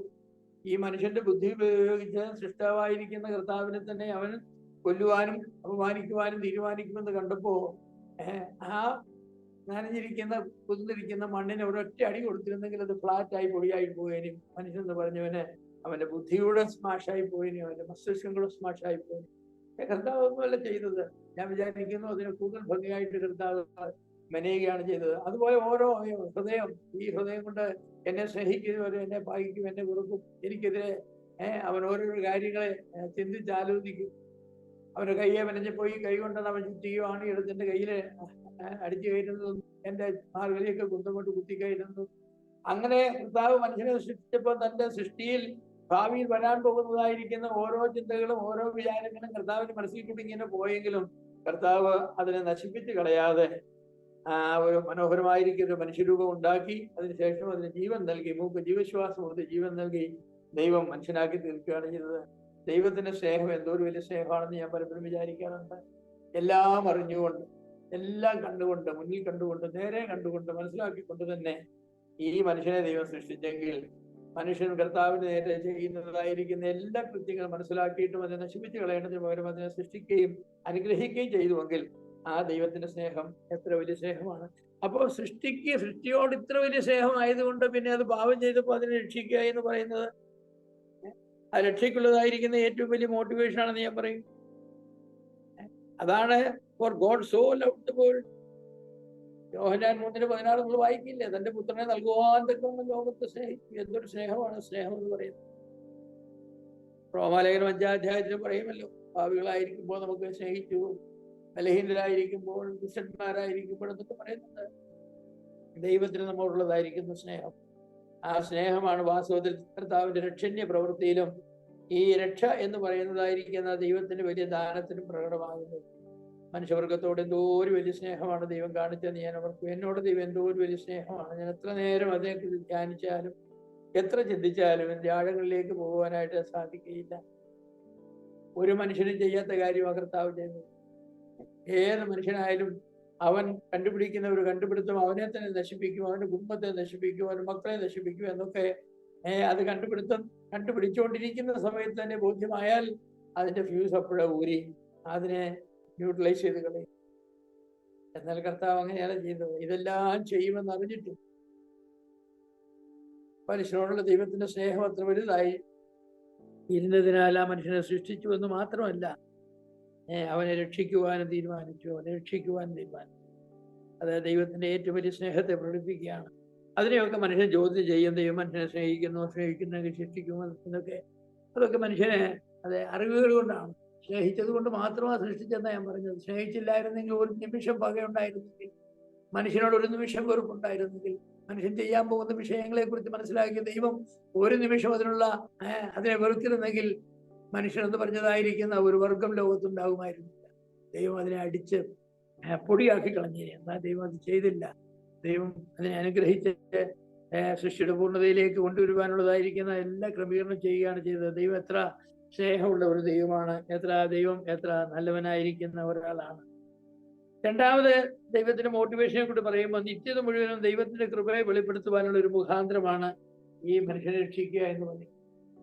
എബ്രായർ 2-ാം 7-ാമത്തെ വാക്യത്തില് അതേക്കുറിച്ച് നമ്മൾ വായിക്കുന്നുണ്ട്. തന്റെ നിത്യധനത്തെ നമ്മളെ രക്ഷിച്ചത് കൊണ്ടല്ലേ നിത്യകാലം മുഴുവനും ദൈവത്തിന്റെ ഈ കൃപയെ നമുക്ക് വെളിപ്പെടുത്തുവാൻ കഴിയുന്നത്.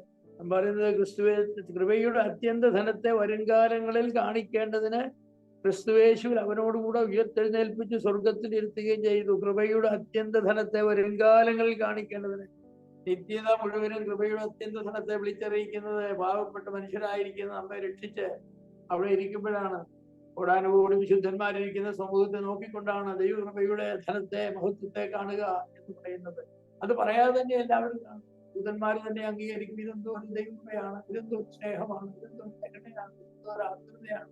ദൈവമേ, നീ എന്തോ ഒരു കരുണയുള്ളവനാണ്. നോക്കി ഈ മനുഷ്യവർഗത്തെ മുഴുവൻ ഇവിടെ കൊണ്ടുവന്നിരിക്കുന്നു. അവരാണ് നിനക്കെതിരെ പ്ലോട്ട് ചെയ്തതും പ്ലാൻ ചെയ്തതും നിന്നെ ഉപദ്രവിച്ചതും എല്ലാം അവരാണ്. എന്നിട്ട് നീ അവരെ സ്നേഹിച്ച് രക്ഷിച്ച് ഇങ്ങനെ കൊണ്ടുവന്നു എന്ന് പറയുമ്പോൾ ആ സ്നേഹത്തിന്റെ ആ വലിപ്പം റോമാലേഖനം 5-ാം അധ്യായത്തിലൊക്കെ ഇതേക്കുറിച്ച് പറയുന്നുണ്ട്. മൂന്നാമത് ദൈവത്തിന്റെ നന്മയെ പാപം നിറഞ്ഞ ഭൂമിയിൽ പരിമിതമായ തോതിലെങ്കിലും വെളിപ്പെടുത്തുന്ന ഒരു ജനത്തെ സജ്ജമാക്കുവാനായിട്ട് വിചാരിച്ചുള്ളൂ. ദൈവം പാപം ചെയ്ത മനുഷ്യരിൽ ആരെയും രക്ഷിച്ചിരുന്നില്ല, അവരെ അതുപോലെ തന്നെ വിട്ടിരുന്നു. എങ്കിൽ ഇന്നത്തെ ഈ ലോകം എങ്ങനെ ഇരുന്നേന്? ഉപ്പുമില്ല വെളിച്ചമില്ലാത്തൊരു ലോകം. കാരണം വിശ്വാസത്തോടെ പറഞ്ഞത് നിങ്ങൾ ലോകത്തിന്റെ ഭൂമിയുടെ ഉപ്പാകുന്നു പറഞ്ഞു. ഉപ്പില്ലാത്തതായിരിക്കുന്ന ഒരു ലോകത്തെ കുറിച്ച് ചിന്തിക്കുക. നമ്മുടെ തീന്മേശയിൽ ഉപ്പില്ലാതെ പോയാൽ, അടുക്കളയിൽ ഉപ്പില്ലാതെ പോയാൽ അന്നത്തെ ആഹാരം പാകം ചെയ്താൽ ആര് കഴിക്കും? ഈ ലോകത്തിലെ മനുഷ്യവർഗത്തെ നോക്കിക്കൊണ്ട് അതിന് ടേസ്റ്റ് നൽകുന്ന, അതിന് സ്വാദ് നൽകുന്ന വിശ്വാസ സമൂഹം ഇല്ലാതെ പോയാൽ ഈ ലോകത്തിന്റെ സ്ഥിതി എന്തായിരിക്കും? അതുപോലെ നിങ്ങൾ ലോകത്തിന്റെ വെളിച്ചമാണെന്ന് പറഞ്ഞു. സൂര്യനുമില്ല, ചന്ദ്രനുമില്ല, പ്രകാശം തരുന്നതായിരിക്കുന്ന ഗോളങ്ങളൊന്നുമില്ല, വെറും അന്ധകാരം മാത്രമാണ് ഈ ലോകത്തിൽ നിന്നെങ്കിൽ ലോകത്തിന്റെ ഗതി എന്തായിരിക്കും?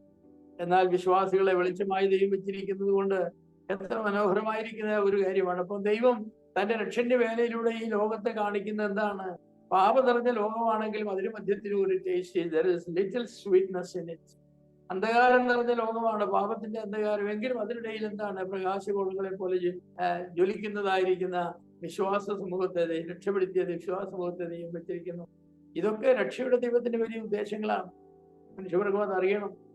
നിത്യത മുഴുവനും സ്വർഗം ദൈവത്തിന്റെ കൃപയെക്കുറിച്ചും കരുണയെക്കുറിച്ചും പാടുമ്പോൾ നരകത്തിൽ നിന്ന് ഉയർന്നതായിരിക്കുന്ന സ്വരം എന്ന് പറഞ്ഞ ദൈവമേ നീ നീതിമാനാകുന്നു, ഞങ്ങളോ പാപികളാകുന്നു. ദൈവമേ നീ നീതിമാനാകുന്നു കൂടെ ഉരുവിട്ടുകൊണ്ടിരിക്കുന്നതായിരിക്കുന്ന സ്വരം നരകത്തിൽ നിന്ന് ഉയരുമ്പോ ദൈവമേ നീ സ്നേഹവാനാകുന്നു, കരുണയുള്ളവനാകുന്നു, ദൈവമുള്ളവനാകുന്നു എന്ന പാട്ടുകൾ സ്വർഗത്തിൽ നിന്ന് ഉയർന്നുകൊണ്ടിരിക്കും.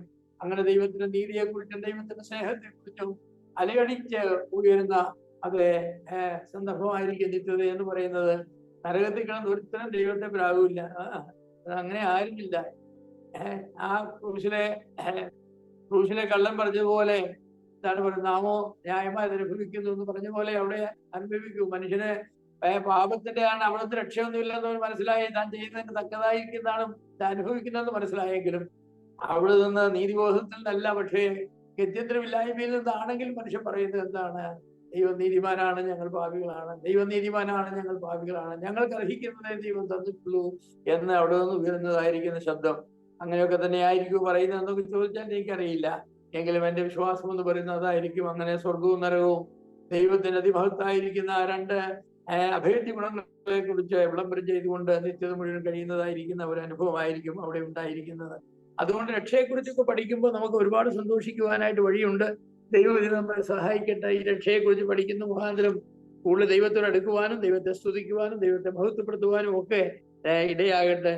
ദൈവം നമ്മെ അനുഗ്രഹിക്കട്ടെ. നമുക്ക് ഈ നിത്യമായ രക്ഷ തന്ന ദൈവത്തിന് എല്ലാ മഹത്വവും സ്തുതിയും പുകഴ്ചയും ലളിതാസൻ അർപ്പിക്കുന്നു. നമുക്ക് ദൈവത്തെ സ്തുതിക്കാം. ദൈവനാമത്തിന് മഹത്വം ഉണ്ടാകട്ടെ.